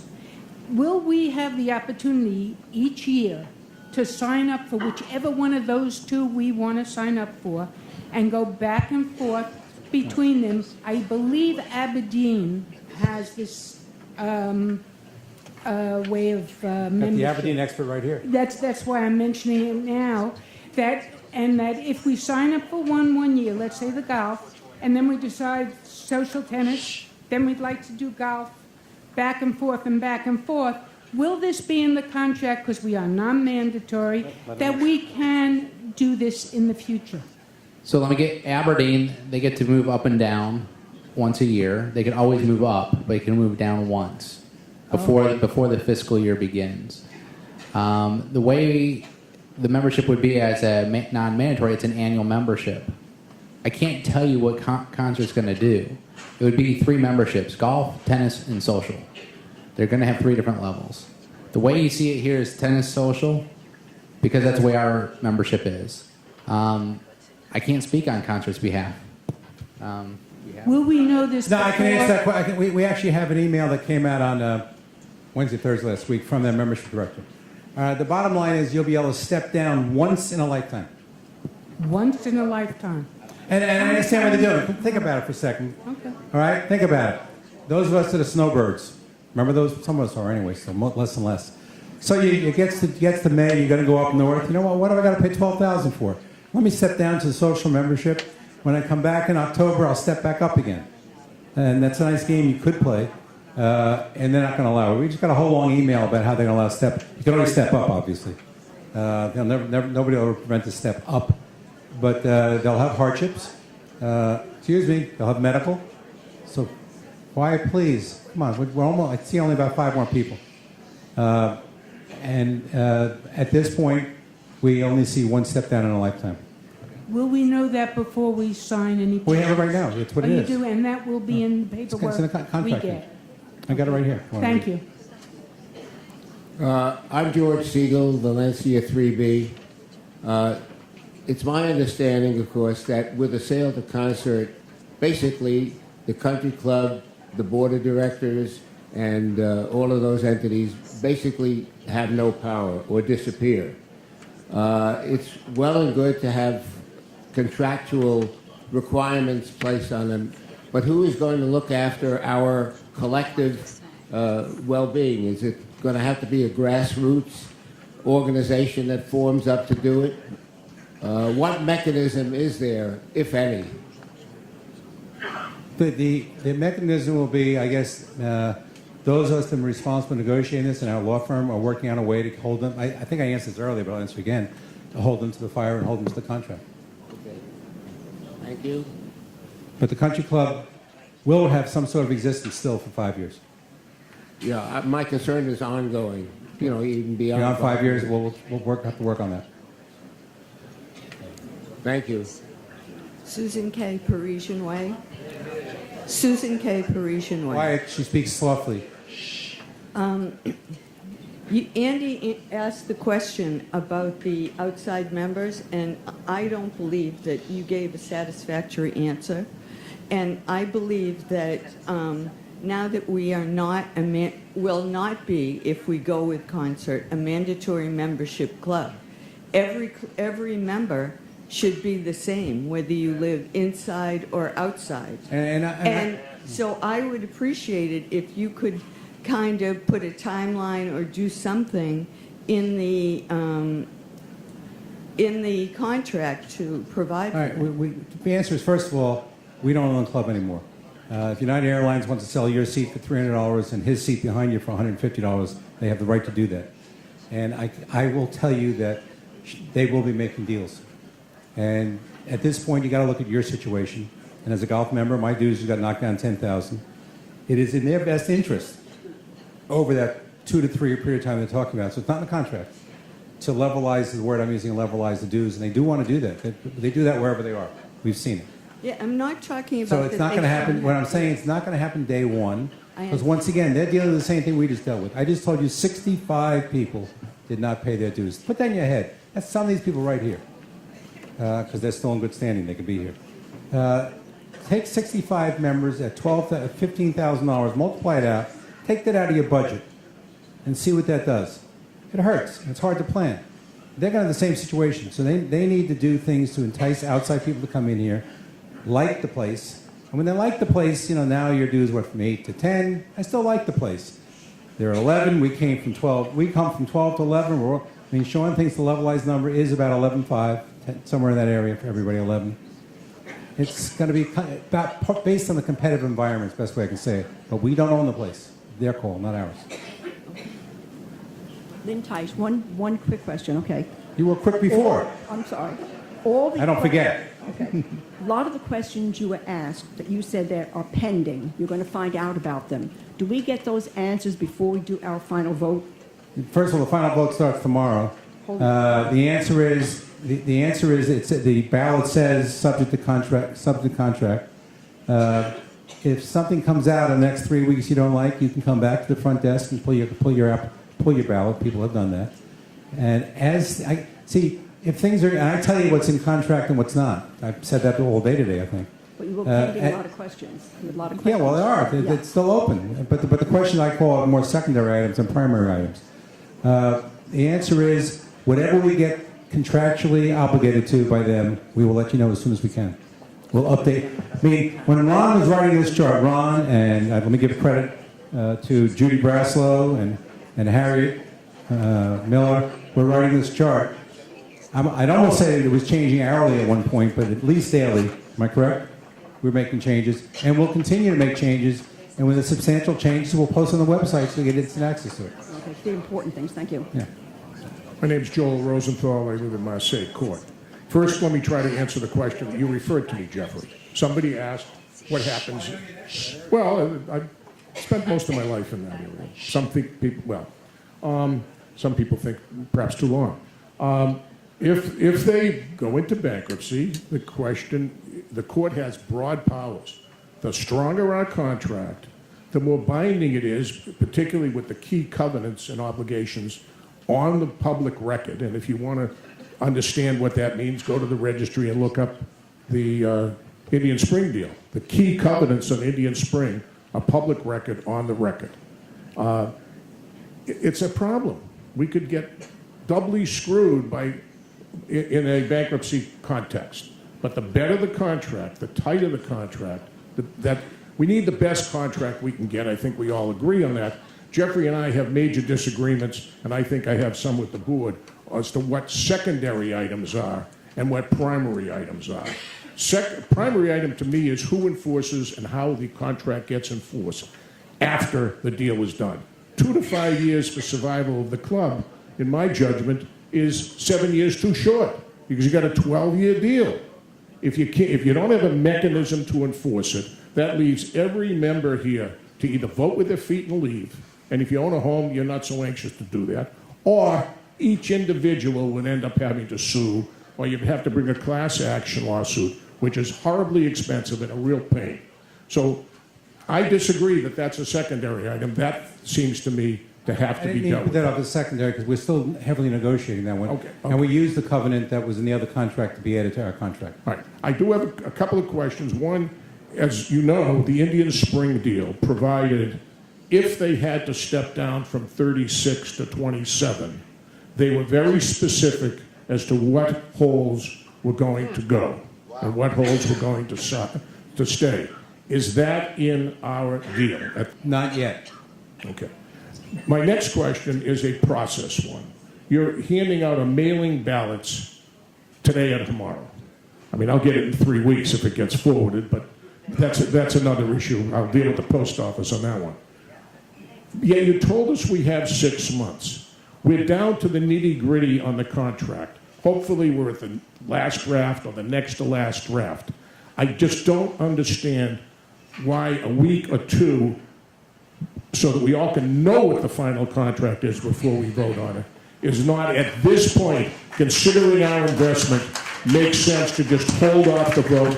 Everybody here is on the edge of their seats every day. That's the only conversation you hear in the dining room, in the pub, and there's nobody in the pub. I know. And you can go to the Southgate for a coffee clutch every morning, and that's all the discussion. Okay.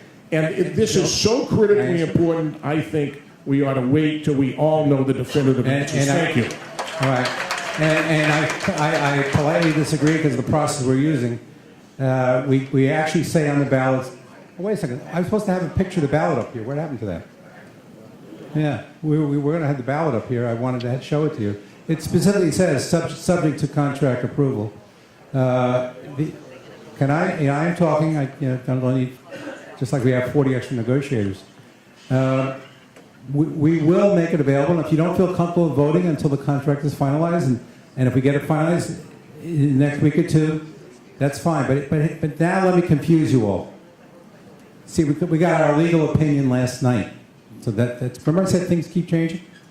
Because we were having our lawyers, and people don't think we have competent lawyers either, but we're dealing with CSK, which I think if you look them up, they're one of the top law firms in Palm Beach County, the who's who and all that stuff. They have like 300 and some odd attorneys, professionals in every area. So we now have a real estate guy, a bankruptcy guy, a contract guy, all added to our team. So everything goes to 3 or 4 lawyers. It's fun. But the debate was, did we need a 2/3 vote or a 50% vote? And our lawyers last night agreed a 50% vote for selling the land is what we need. We need 40% of the members voting, 40% of the equity members of good standing voting for it, and then a majority vote. So that is now substantial and in. However, what also we got yesterday is something that's not in our bylaws, but it's in the Florida state not-for-profit laws. We're going to be requiring a second vote, so you will have a time. You'll have a chance.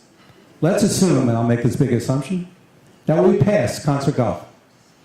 And I sent out the email on February 2nd, that we have passed concert golf by X amount of votes, and we're ready to move forward. Moving forward will be now I'll have a letter, and the board will have approved another ballot, because they love meeting, another meeting. And the ballot will basically give the board permission, and you will give the board permission, or me permission, whoever got to sign the contract, to sell assets. So there will be a second vote, and you will have another chance to vote on it. So this is the process, and we're doing it as correctly as we can, and we do have our lawyers tell us what to do. Harriet would like to speak to. This is dangerous. I'm turning the microphone over because I don't know what she's going to say. So did everybody follow that? There will Yes. there will be a second ballot. The purpose of this first ballot is really to determine if we want to sell the club to a private entity or if we want to keep it ourselves. Okay? So when the results come back, let's assume that we voted clearly by a large majority to sell the club to Concert. Okay? In the ballot, it says, I approve the sale of the club to Concert Golf pending execution of the final contract. Okay? So we'll get those ballots. We'll announce that that's the result. Everybody wants to sell to Concert. In the interim, while these ballots are out and coming back, discussions will continue with Concert to finalize the contract. At some point, it will be discussed with the board. The board will determine that this is the best deal we can get. And then at that point, after February 2nd, when the ballots, remember, we'll tell you what the result is on the first ballot, but after February 2nd, another ballot will go out saying, okay, I approve the sale of all of our assets to Concert Golf. I disapprove.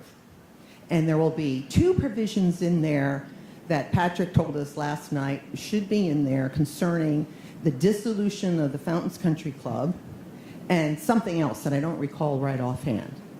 So that will be in there. And then you will have several weeks to come into the club, because this is currently in the contract, to read the contract. The one that we recommend signing.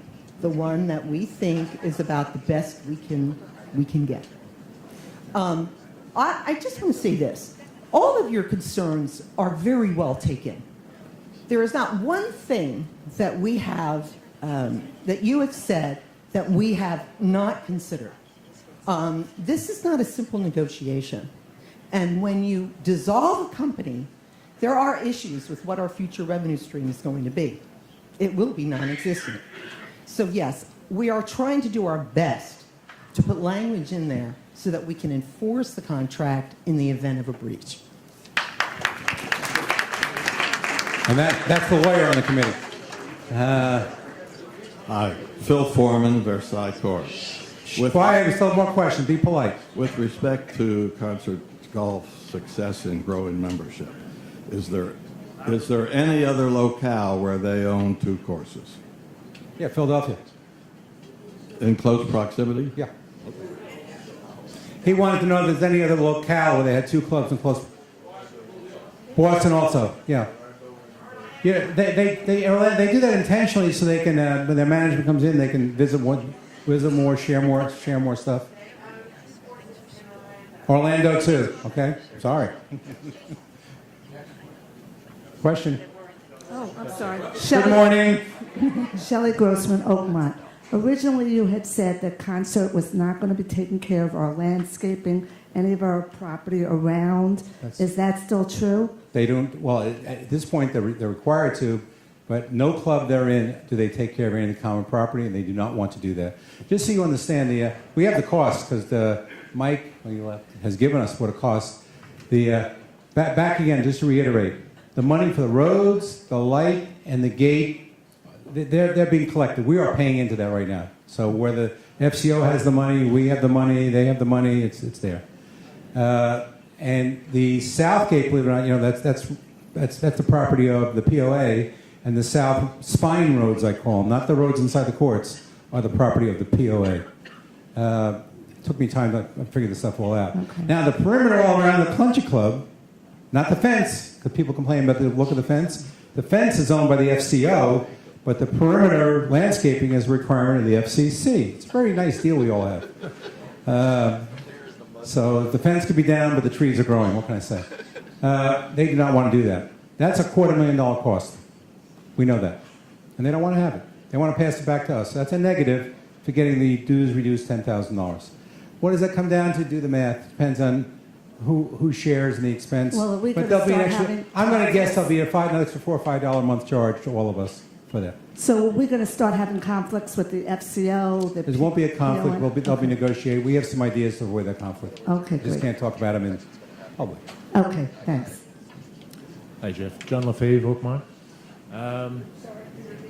Over here. John LaFave, Oakmont.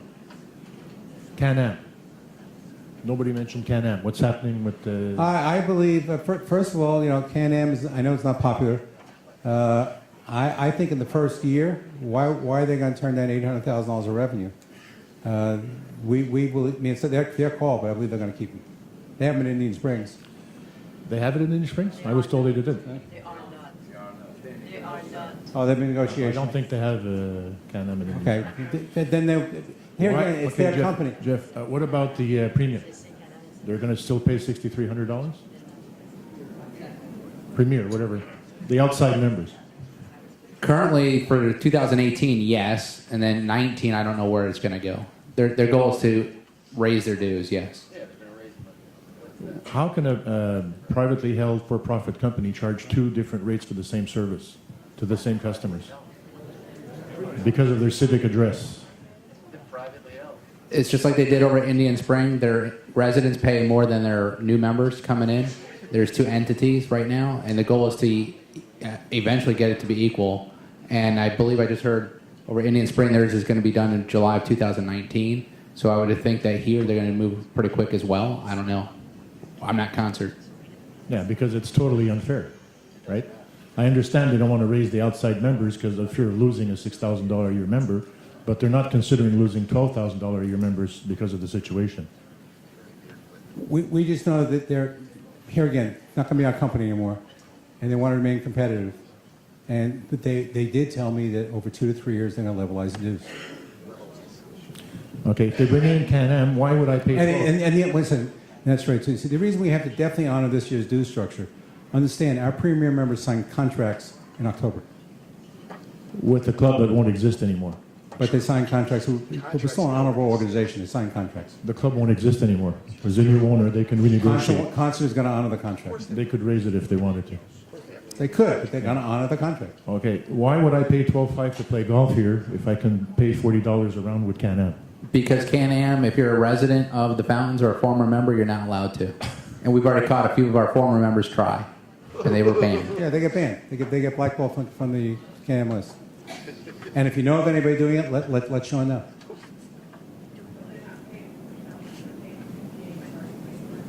Well, they're paying 40 now.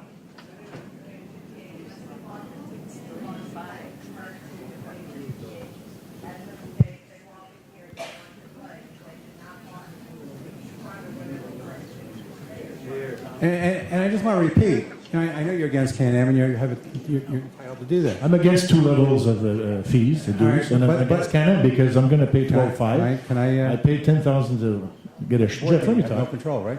Yeah, let me talk. No, I want to answer you. I paid to join this club $10,000. I've been paying $20,000, $30,000 to pay for the clubhouse improvement. We're losing all that, $30,000, $40,000 we're losing. And in addition to that, we're being more than the outside members and more than the Can-Am people. So we're being raked over the coals 2, 3, 4 times.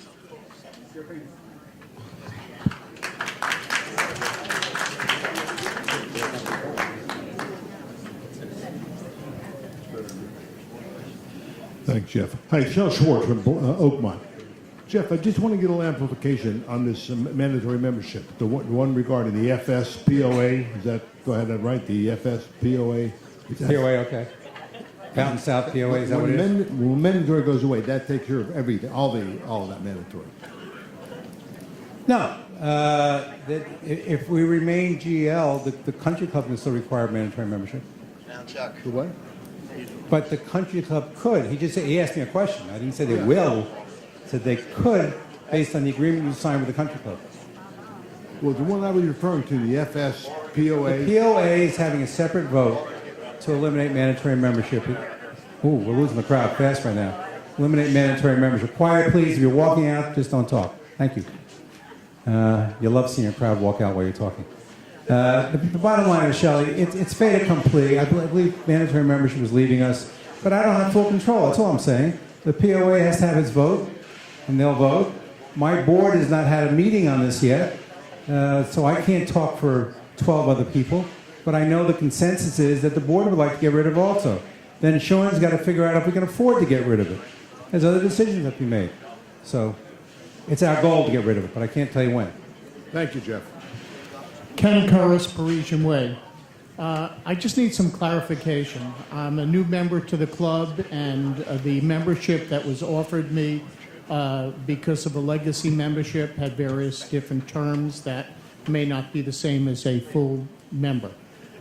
Is that null and void the minute the contract is signed, or will they in fact honor? That contract would most likely be voided. Whatever membership they're offering at that time is what it would be. So if you're on a step up, that would probably go away. Right. Okay, thank you. Walter Kantrowitz, one more question. I'm a little bit confused. Harriet just said that we have to vote on dissolving the corporation. Earlier I heard that the corporation was going to remain in existence for 2 to 5 years. So if we dissolve the corporation, who will be here to protect the interests of the members? The answer is, it is confusing. We just got it last night, remember? The corporation will be alive for 2 to 5 years. Right now in the contract is 2 years. We want to get to 5 years. There'll be a tail. D&O insurance will be prepaid. We'll have the audit done like we normally do by RSM, McGladrey, because that's all part of running a country club. We've got to do our final tax return, which will be due next year. That will all still be done. What we're talking about is giving the board the right to authorize me to sell the assets of the club to somebody else. Okay. Well, that I understand, but that's what it's for. So we're not going to have to dissolve the corporation at this time? No. Okay. Last but not least, Jan Board. Oh, never mind. Okay. I just want a quick question. Will it be in the contract that they will retain our name, the Fountains, or do they have a choice to change it? I ended the question by these two. The answer is right now, the contract, they're retaining the name, but they have the right to rebrand us. They do. Sean would like to rebrand us. As? Well, on that, the reason why I say it needs to be rebranded is just out there in the public. Yeah. You have your blog that everybody reads or sees it. You look up the Fountains, it comes up. It's very nasty. Mm-hmm. I think if this place is going to really succeed, I think that we need to rebrand, and you need a new golf course. Okay, thank you. Okay, 2 questions. One, okay. Has anybody during this negotiation addressed the issue of the golf privileges of social tennis members? Considering that half the equity membership of the club right now, or approximately, is made up of the social golf tennis. position is social. Yes, tennis, at least tennis. I think I said twice within the last half hour that that's being addressed today. Oh, all I'm asking is it being It has been addressed, yeah. Okay, thank you. Now, after we keep asking the question, or not we, but this question keeps asking, what happens after the 5 to 7 years when the club ceases to exist? We believe there'll be. We're trying to get a deed restriction in the agreement requiring. I understand that. It's still part of the negotiation. That's I what understand I said. that. I've answered it. But somebody has to have status. We know that. To sue. We're aware of that. Okay. Is that being addressed? Another question? Is it being addressed? Yes. Last question. Richard Ward. Is Concert going to charge an initiation fee? I believe they will be. I know they have it at Indian Spring. I believe a member just said their initiation fee was $10,000 plus their three. So there would be an initiation fee, and usually what they do is they do a sale. But it won't be to you. It won't be to our existing members. Just, that's the next question was, will the contract state members in good standing will not be subject to an additional initiation fee Yes. once they take over? Yes. Thank you. And once again, I want to thank you all. Okay, yeah. Those of you that are still here, if you have any more questions, Janet Kresge and who's running with her? Harriet Miller will be running a series of, not town hall, question meetings in the Champagne Room to be announced next Wednesday, Thursday, and Friday at 10 and 4. Thank you all. Vote once, vote often, whatever. And let's have fun. Good job. Good job.